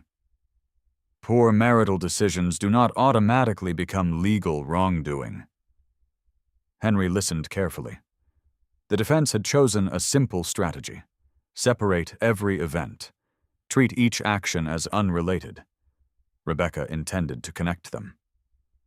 The plaintiff called its first witness, Henry Turner. He walked to the witness stand, raised his right hand, and took the oath. Rebecca began gently. Mr. Turner, how long were you married? 17 years. During that time, how did you and your wife manage your finances?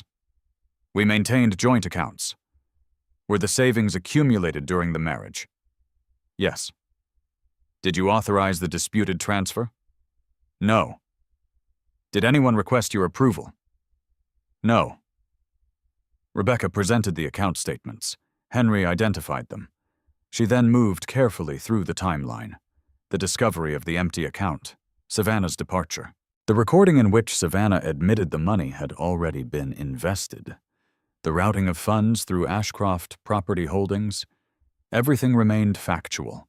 Everything was supported by exhibits already admitted into evidence. Cross-examination followed. Blake's attorney approached the witness stand. Mr. Turner. Good morning. Good morning. You work in financial systems. I do. So you understand investments involve risk. Yes. You also understand married couples frequently disagree about money. Yes. You cannot personally testify regarding what occurred inside the bank's operations center. No. You never witnessed Mr. Harrison approve the transfer. No. You never witnessed any bank employee violate policy. No. The attorney smiled slightly. No further questions. Henry understood the purpose. The defense wanted to narrow his testimony to first-hand knowledge. Rebecca seemed unconcerned. After Henry stepped down, Michael Carter became the next witness.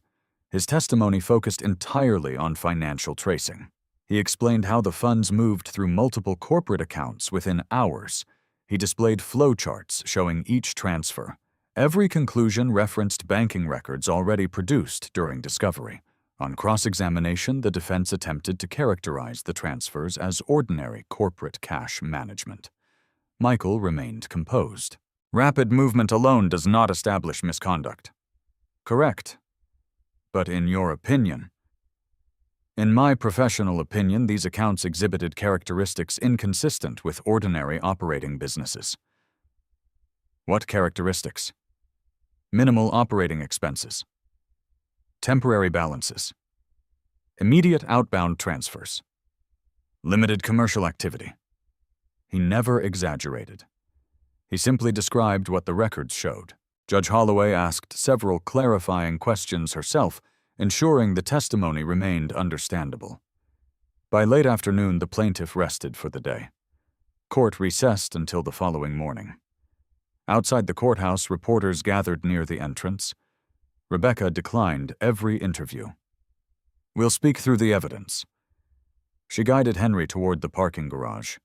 Inside the elevator, Michael looked unusually thoughtful. What? Henry asked. Michael adjusted one of his binders. The defense never challenged the authorization logs. Rebecca looked up immediately. They challenged interpretation, not authenticity. Michael nodded. They accepted the logs were genuine. Rebecca considered the point. Interesting. Henry frowned. Why? If those records were inaccurate, Rebecca said, today would have been the perfect opportunity to attack them. Instead, they left them alone. The elevator doors opened. As they stepped into the parking garage, Rebecca's phone vibrated. She glanced at the screen. The caller identification displayed only one word. Bank. She answered. This is Rebecca Lawson. She listened without speaking. Her expression changed almost imperceptibly. I understand. We'll expect formal production. She ended the call. Henry looked at her. What happened? Rebecca held the phone for another moment before answering. The bank has identified another internal witness. Michael stopped walking. Who? They wouldn't say over the phone.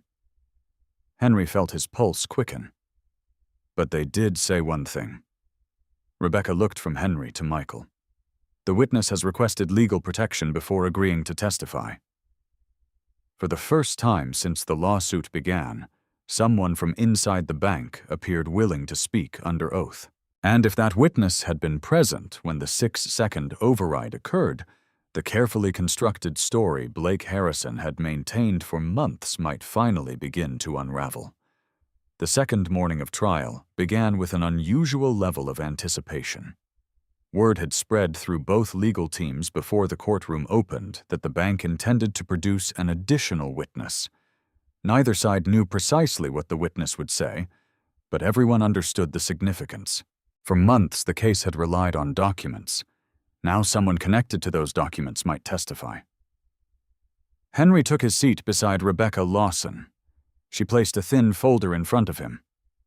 Don't read too much into today's witness. You don't think they'll help? I think they'll tell the truth. She paused. We don't know yet whether that truth helps us. Judge Margaret Holloway entered the courtroom. The proceedings resumed promptly. Before calling the next witness, Rebecca informed the court that supplemental discovery had produced additional internal banking records only 48 hours earlier. The defense acknowledged receiving copies. Judge Holloway admitted the documents after confirming that both parties had sufficient opportunity to review them. Rebecca approached the lectern. The plaintiff calls Daniel Mercer. The courtroom became noticeably quieter. Daniel Mercer walked toward the witness stand wearing a gray suit that appeared slightly too large for him.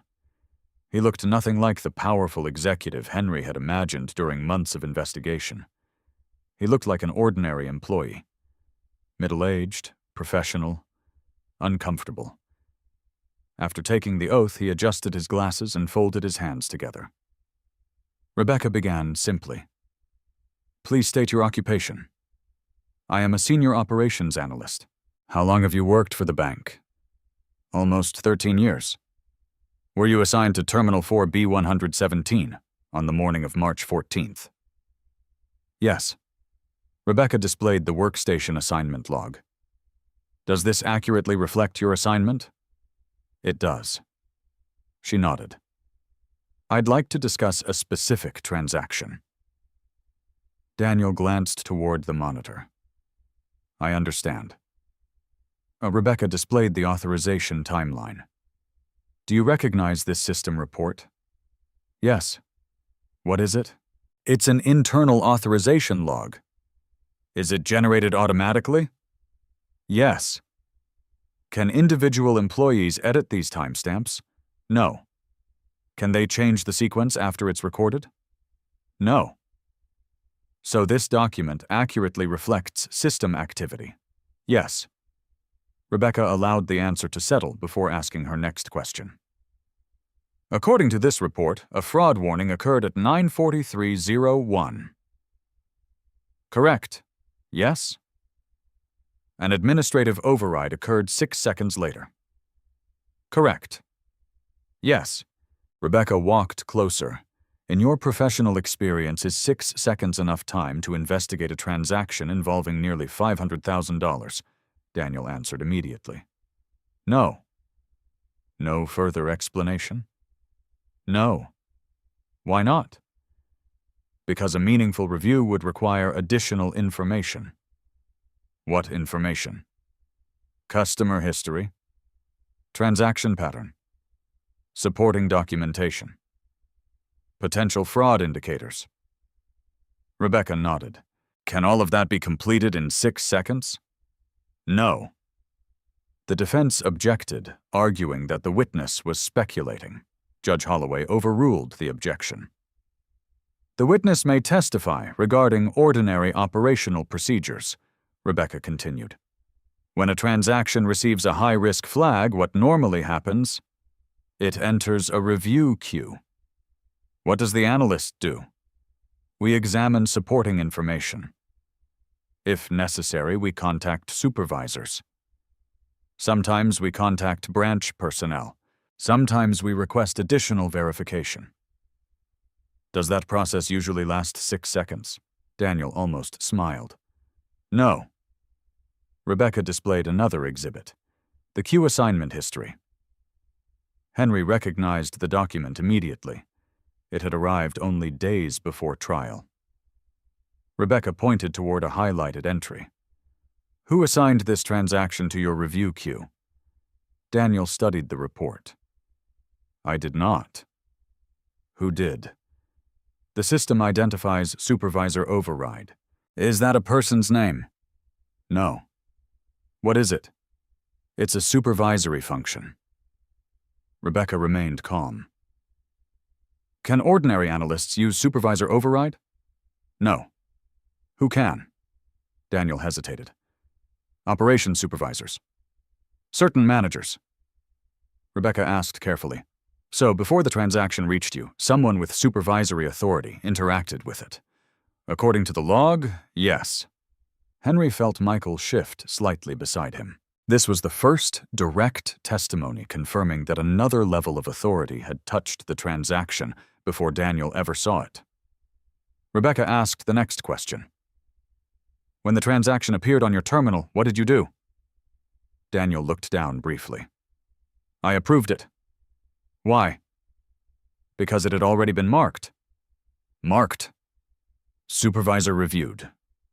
Rebecca approached the witness stand. What does that designation mean? It indicates supervisory review has already occurred. So you believed someone above your authority had already examined the transaction? Yes. Did you perform an independent investigation? One? No. Why not? Bank procedure at the time allowed analysts to process transactions carrying supervisory approval. Rebecca thanked him before returning to counsel table. Henry understood the significance immediately. Daniel Mercer had pressed the final button. But according to both the logs and his testimony, someone else had already approved the transaction before it reached him. The defense began cross-examination. Blake's attorney spoke politely. Mr. Mercer? Good morning. You personally approved this transaction? Yes. So your own actions completed the authorization? Yes. You trusted the internal system? I did. You believed proper review had already occurred? Yes. You had no knowledge of Mr. Harrison? No. No relationship with Mrs. Turner? No. You received no money? No. No gifts? No. No promises? No. The attorney nodded. So you simply followed internal procedures? Daniel answered honestly. Yes. The defense returned to its seat. Henry realized what had happened. Neither side had attacked Daniel's credibility because neither side truly believed Daniel was the central figure. Rebecca called no additional questions. Instead, she requested permission to introduce the newly produced supervisory routing records. Judge Holloway reviewed the documents carefully before admitting them into evidence. Rebecca displayed the routing history on the courtroom monitor. The sequence appeared straightforward. 94302. Transaction entered supervisory review. 94304. Supervisor reviewed status applied. 94307. Forwarded to Terminal 4 B117. 94309. Final approval. Rebecca spoke quietly. The documents now establish the complete electronic path. She pointed toward each timestamp. The fraud system raised a warning. The transaction entered supervisory review. A supervisory designation was applied. The transaction reached Mr. Mercer's workstation. Mr. Mercer completed the authorization. She looked toward the judge. The question is no longer whether Mr. Mercer acted. The question is who exercised supervisory authority. Judge Holloway studied the exhibit for several moments. Does the routing record identify that supervisor? Rebecca answered truthfully. No, Your Honor. Not by name. But it identifies a supervisory credentials identifier. The judge looked toward the defense. Has the bank produced the corresponding credential assignment? The bank's attorney stood. Not yet, Your Honor. When will it be produced? We are continuing our internal review. Judge Holloway's expression remained composed. The court expects prompt compliance. Yes, Your Honor. Court recessed shortly afterward for the afternoon break. Henry walked into the hallway with Rebecca and Michael. No name, Henry said quietly. Not yet, Rebecca answered. But we have something almost as valuable. What? The bank just confirmed under oath that Daniel Mercer was never the real decision-maker. Michael nodded. The document spoke. Henry looked back toward the courtroom doors. For months he had searched for the person who approved the transfer. Now the evidence had narrowed the search dramatically. It was no longer hundreds of employees. It was no longer dozens of analysts. It was one supervisor, one credential, one unidentified individual whose electronic authorization had quietly transformed a blocked transaction into an approved one. And somewhere inside the bank's security records, that supervisor's identity was waiting to be uncovered. The morning session resumed with an unusual sense of urgency. Judge Margaret Holloway took the bench precisely at 9 o'clock. Before either side called its next witness, the bank's lead counsel stood. Your Honor, before testimony, resumes the bank requests permission to supplement its prior production. Rebecca Lawson immediately looked up. So noted, Judge Holloway said. What is the nature of the supplemental production? The attorney held up a sealed envelope. Additional internal security records. Rebecca remained perfectly still. When were these records located? Late yesterday evening. Judge Holloway frowned slightly. Why were they not produced earlier? Our internal credential archive was maintained on a legacy authentication system that was not included in the original search. The judge allowed a brief pause. The court expects complete transparency. Yes, Your Honor. She ordered copies distributed to both legal teams before proceedings continued. Rebecca accepted the documents without opening them immediately. Instead, she handed the envelope to Michael Carter. You first. Michael carefully reviewed the contents while Rebecca listened to the court. After nearly 5 minutes, Michael looked up. His expression had changed. Rebecca noticed immediately. What? Michael slid one page across the table. Henry leaned forward. The document listed authentication credentials assigned to supervisory overrides inside the operations center. One identifier matched the code shown in the routing history. Supervisor credential SOC-17. Assigned user Karen Whitfield. Operations supervisor. Henry quietly read the name again. Karen Whitfield. Not Blake Harrison. Not Daniel Mercer. Someone entirely new. Rebecca stood. The plaintiff requests permission to recall Daniel Mercer. The defense objected briefly, but Judge Holloway allowed the request. Daniel returned to the witness stand. Rebecca approached him with the newly produced record. Mr. Mercer, have you seen this document before? No. Please review it. He examined the page carefully. Do you recognize supervisor credential SOC-17? Yes. What does it identify? Our operations supervisor, and according to this document, who held that credential? Karen Whitfield. Rebecca nodded. When transactions arrived bearing supervisor reviewed status from SOC 17, what did analysts understand? Daniel answered without hesitation. That Miss Whitfield had already reviewed them. So analysts relied on her approval. Yes. Did you have authority to question her decision? Not ordinarily. Why? She supervised our unit. Rebecca thanked him. The courtroom remained quiet. The name that had remained hidden throughout months of litigation now existed inside the official record. The defense declined additional questions. Instead, the bank's attorney requested permission to call Karen Whitfield immediately. Judge Holloway granted the request. Several minutes later, Karen Whitfield entered the courtroom. She appeared to be in her early 50s, professional, composed. She took the oath and waited calmly. Rebecca began respectfully. Miss Whitfield, how long did you supervise the operations center? 9 years. Did your responsibilities include reviewing high-risk transactions? Yes.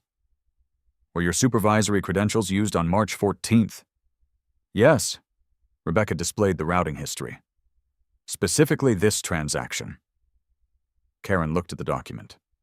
Yes. Henry watched her carefully. Unlike previous witnesses, she did not seem nervous. She seemed resigned. Rebecca continued. Did you personally review this transaction? Karen answered after a brief pause. No. The courtroom became completely silent. Rebecca repeated the question. You did not review it? No. But your supervisory credential approved it? Yes. How? Karen folded her hands. My credential was used. By whom? The bank's attorney objected immediately. Judge Holloway overruled the objection. The witness may answer if she knows. Karen looked toward the judge. Our operations center permitted temporary supervisory delegation, Rebecca asked carefully. Please explain. When supervisors attended executive meetings or training sessions, authorized managers could temporarily access supervisory functions. Were you attending such a meeting that morning? Yes.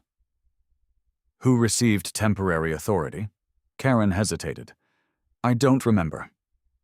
Rebecca immediately presented another exhibit, a calendar entry recovered from the bank's scheduling system. Operations Leadership Meeting, March 14th, 9:30 a.m. attendance required. Karen examined it. Yes. I attended this meeting. So you were not physically present at your workstation? No.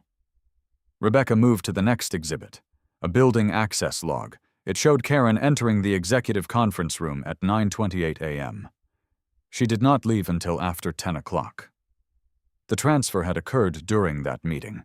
Rebecca asked quietly. So someone else used supervisory authority while you were attending the meeting? Yes. Who? Karen looked toward the bank's attorney, then back toward Rebecca. I don't know. Henry noticed something unusual. Karen had answered every question directly, but this answer felt different, not dishonest, incomplete. Rebecca noticed it too. She changed direction. Miss Whitfield, did anyone ever discuss this transaction with you afterward?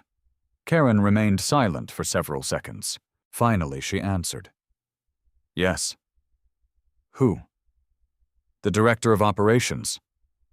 What did he say? The defense objected again. Judge Holloway allowed the testimony. Karen spoke carefully. He asked whether I remembered the transaction. What did you tell him? That I had been in the meeting. What did he say?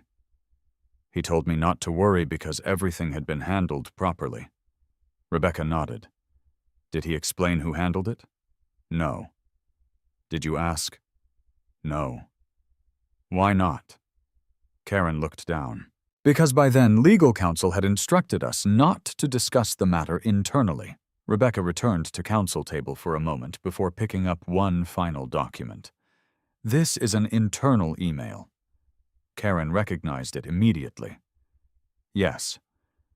It was sent to operations management 3 days after the transfer.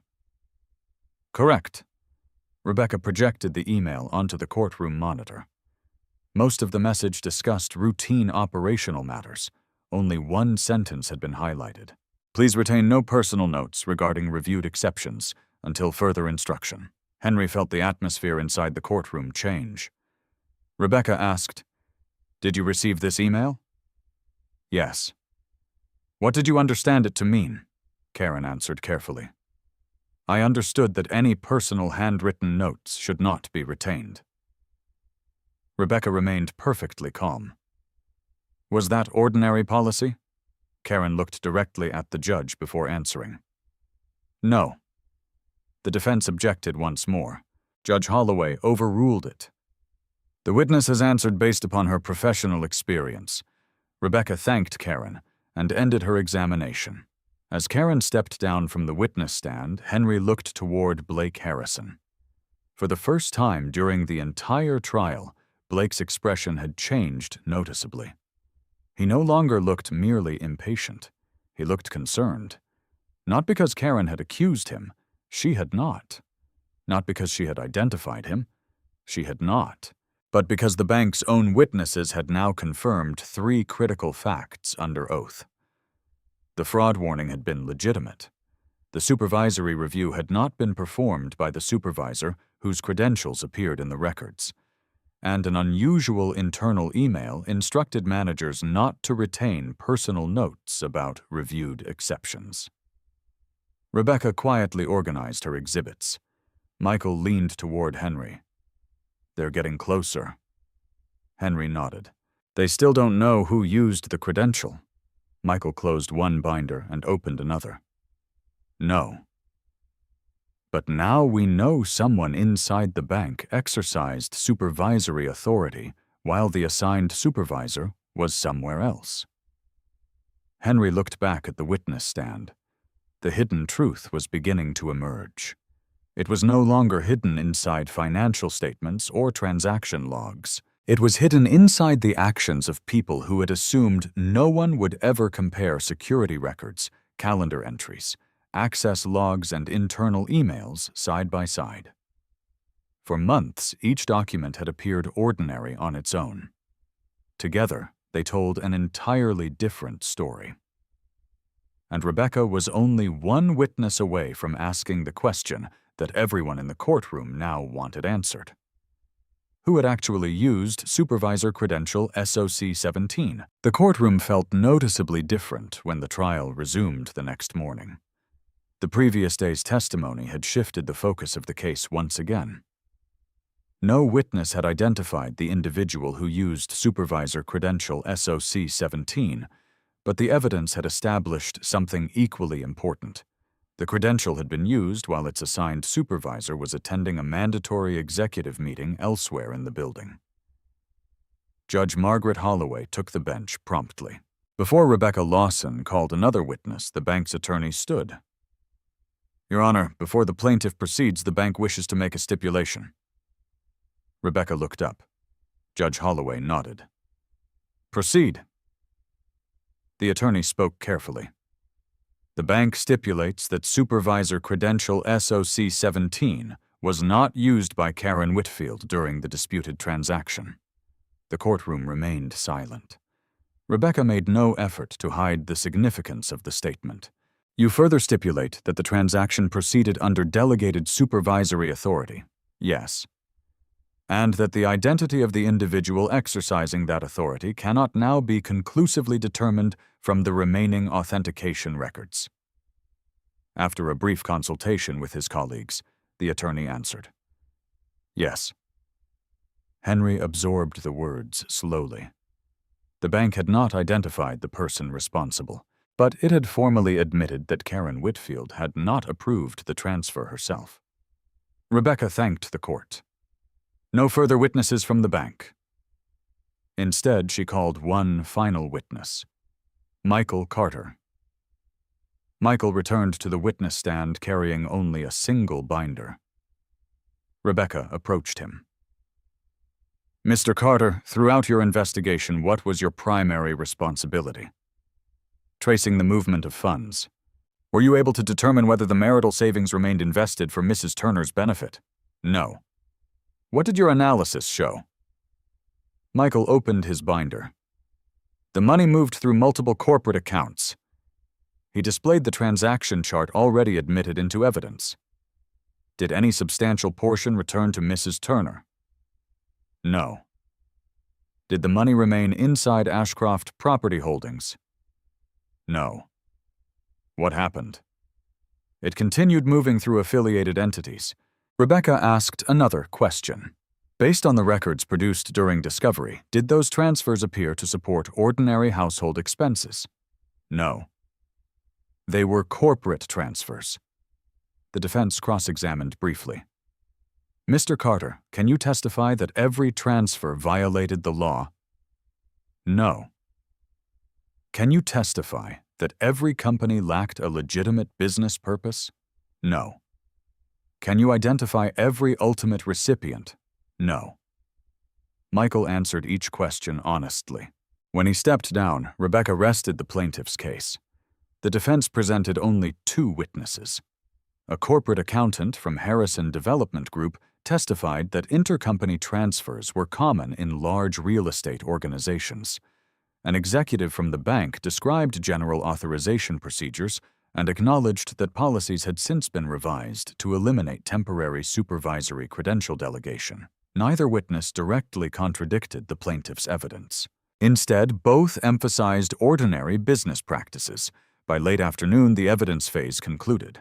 Judge Holloway instructed counsel to prepare closing arguments. Rebecca stood first. She walked slowly before the bench without raising her voice. Your Honor, every significant fact in this case comes from documents. She paused. The account statements, the authorization logs, the routing history, the workstation assignments, the security records, the calendar entries, the internal emails. She displayed a final timeline combining every admitted exhibit. March 14th, 9:43:01. Fraud warning. 9:43:04. Supervisory review applied. 9:43:07. Forwarded to Daniel Mercer. 9:43:09. Approved. Rebecca looked toward the court. The evidence establishes that this transfer was not routine. It was flagged. It received extraordinary review. The assigned supervisor was elsewhere. The approving analyst relied upon supervisory status he believed to be genuine. She continued calmly.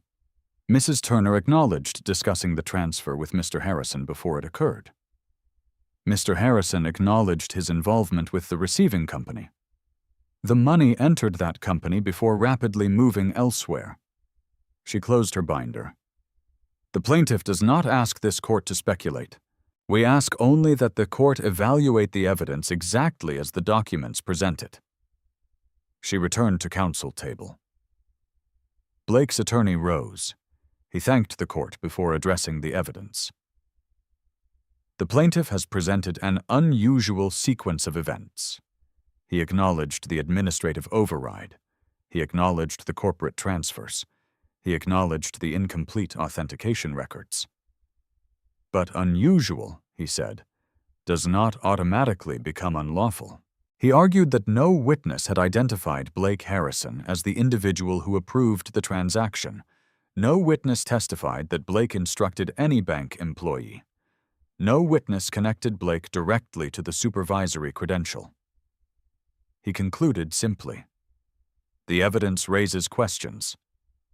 It does not answer all of them. Both attorneys sat.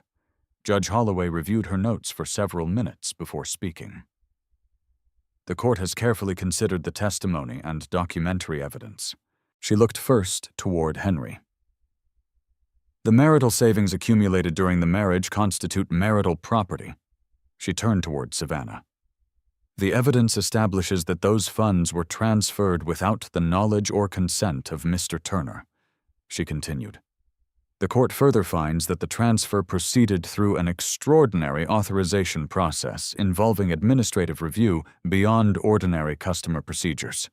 Henry remained completely still. Judge Holloway continued reading. The court makes no finding regarding unidentified individuals whose actions remain outside the evidence presented. She paused. However, the court does find that the transfer itself cannot be treated as an ordinary unilateral marital expenditure. She reviewed the financial consequences. The disputed transfer would be included entirely within the marital estate. Savannah would receive credit for the funds already under her control. Henry would receive an offsetting judgment reflecting his equitable share of the marital assets. The court also ordered reimbursement of substantial attorney's fees based upon the manner in which the marital funds had been handled during the litigation. Finally, Judge Holloway addressed the bank. The court expresses significant concern regarding the operational deficiencies revealed during these proceedings. Although the court lacked authority to impose regulatory sanctions within the divorce action, she ordered that certified copies of the relevant findings be preserved within the record. The gavel struck once. This matter is concluded. For several seconds, nobody moved. Months of investigation, discovery depositions, and testimony had ended with quiet finality. Henry looked toward Rebecca. She smiled gently. We proved what we came here to prove. Michael joined them, carrying the final exhibit binder. The documents held together. Rebecca nodded. They always do. Across the courtroom, Savannah remained seated. She stared at the empty witness stand without speaking. Blake quietly gathered his papers. For the first time since Henry had met him, there was no trace of confidence in his expression. He said nothing. He simply left the courtroom through a side exit surrounded by his attorneys. The verdict had not answered every question. It had not identified every participant, but it had transformed months of suspicion into judicial findings supported by evidence. And sometimes Henry realized, as he quietly left the courtroom, the truth did not arrive as a dramatic confession. Sometimes it arrived one authenticated document at a time. 3 weeks after the judgment, Henry returned to work on a Monday morning. Very little had changed. The same parking lot, the same security gate, the same elevator, the same office overlooking downtown Columbus. For months he had imagined that winning the case would feel dramatic. Instead, it felt remarkably ordinary. He unlocked his computer, reviewed overnight system reports, and began answering emails. No applause, no celebration. Just another workday. Around mid-morning his phone rang. It was Rebecca Lawson. I thought you'd want to know. What happened? The judgment has been entered. Henry smiled faintly. So it's official. It is. And no appeal. None has been filed. He looked out the window. I appreciate everything you did. Rebecca answered with her usual calm professionalism. You did the difficult part. I only followed the evidence. So did we. After ending the call, Henry sat quietly for several moments. The legal battle that had dominated nearly a year of his life had finally become part of the past. That afternoon, Michael Carter stopped by Henry's office. He carried no binders this time, no financial charts, no transaction summaries, only 2 paper coffee cups. I figured this meeting deserved something different. Henry accepted one. No spreadsheets. Michael laughed. Not today. They sat near the window overlooking the city. For the first few minutes, neither man mentioned the lawsuit. Instead, they talked about work, baseball, weekend plans, ordinary conversations that had been impossible during the investigation. Eventually, Michael broke the silence. You know what surprised me most? Henry looked at him. What? The money. Henry waited. It wasn't the most important thing. Henry nodded slowly. I realized that a while ago. Michael continued. When we started, everyone focused on $486,000. But by the end, he shrugged, it became about something else. Henry understood. It became about knowing what actually happened. Michael smiled. And proving it. Before leaving, Michael extended his hand. If you ever need a forensic accountant again. Henry laughed. I sincerely hope I don't. So do I. As Michael walked away, Henry realized he had gained something unexpected from the entire experience. Not simply a professional ally, a genuine friend. The following weekend, Henry visited a small neighborhood park. The autumn leaves had begun turning shades of gold and red. Families filled the walking paths. Children chased one another across the grass. Nothing about the afternoon suggested that extraordinary events had ever occurred. Emily Turner joined him on a bench overlooking a pond. She carried 2 sandwiches and handed one to Henry. "I thought you might forget lunch." "I probably would have." They ate quietly. Finally, Emily asked, "Do you feel different?" Henry considered the question carefully. "I feel lighter." She nodded. "I was hoping you'd say that." He watched a group of children feeding ducks near the water. "For a long time, I thought winning meant getting everything back." Emily waited. Now I think winning meant not becoming someone I wouldn't recognize." Emily smiled. "You managed that." Henry wasn't sure there had ever been another option. Several days later, an envelope arrived in the mail. Inside was a cashier's check representing the first payment under the court's judgment. Henry looked at it for only a few seconds before placing it in a folder. Months earlier, that piece of paper would have represented victory. Now it represented closure. Nothing more. Nothing less. He drove to the bank the next morning. The teller completed the deposit without recognizing the name that had briefly appeared in local newspaper articles. To her, Henry was simply another customer. He preferred it that way. As winter approached, the house gradually changed. Not because expensive furniture returned, not because renovations transformed it, because it slowly became his home again. The empty bedroom became a reading room. The dining table was no longer covered with legal documents. The filing cabinets that once held evidence were moved into storage.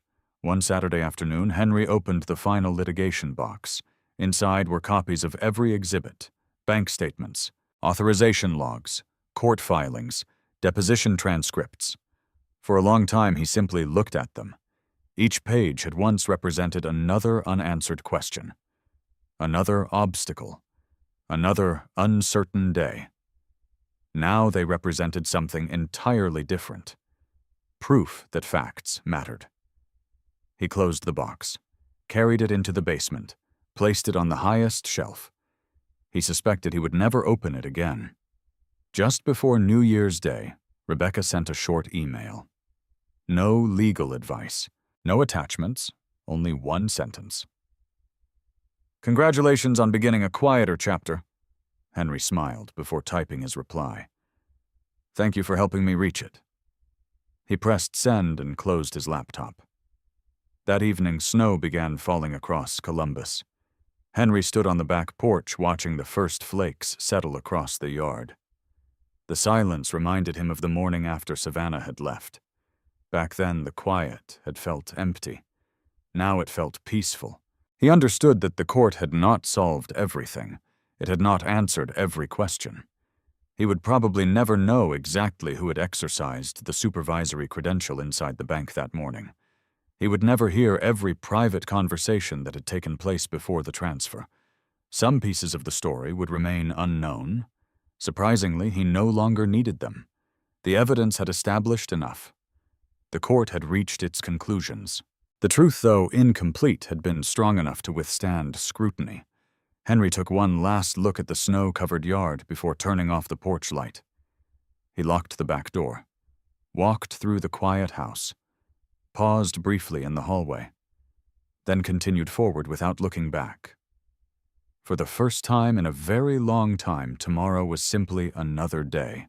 And that more than the judgment, more than the recovered assets, and more than any courtroom victory was the life Henry had been fighting to reclaim all along. Every story leaves us with a choice.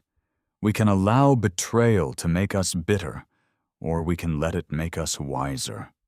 Henry's journey reminds us that the greatest victories in life are rarely about money, revenge, or proving someone else wrong.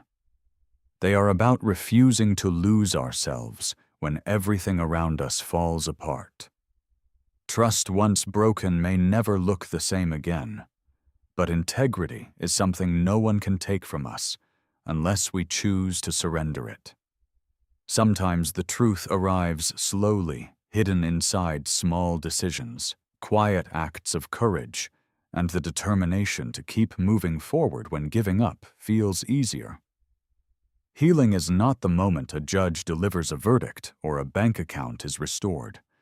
Healing begins the day we stop letting our past define our future. Every setback carries a lesson. Every disappointment reveals character, and every ending quietly prepares us for a stronger beginning.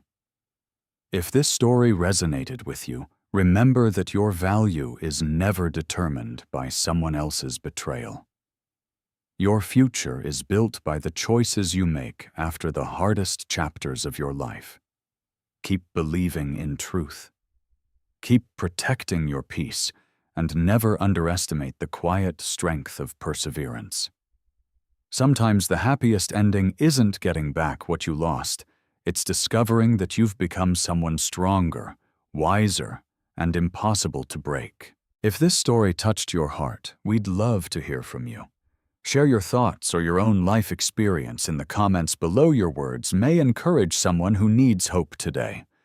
And if you enjoy meaningful stories about resilience, justice, and second chances, don't forget to like this video, subscribe to the channel, and turn on notifications so you never miss our next inspiring story. Thank you for watching, and we'll see you in the next video.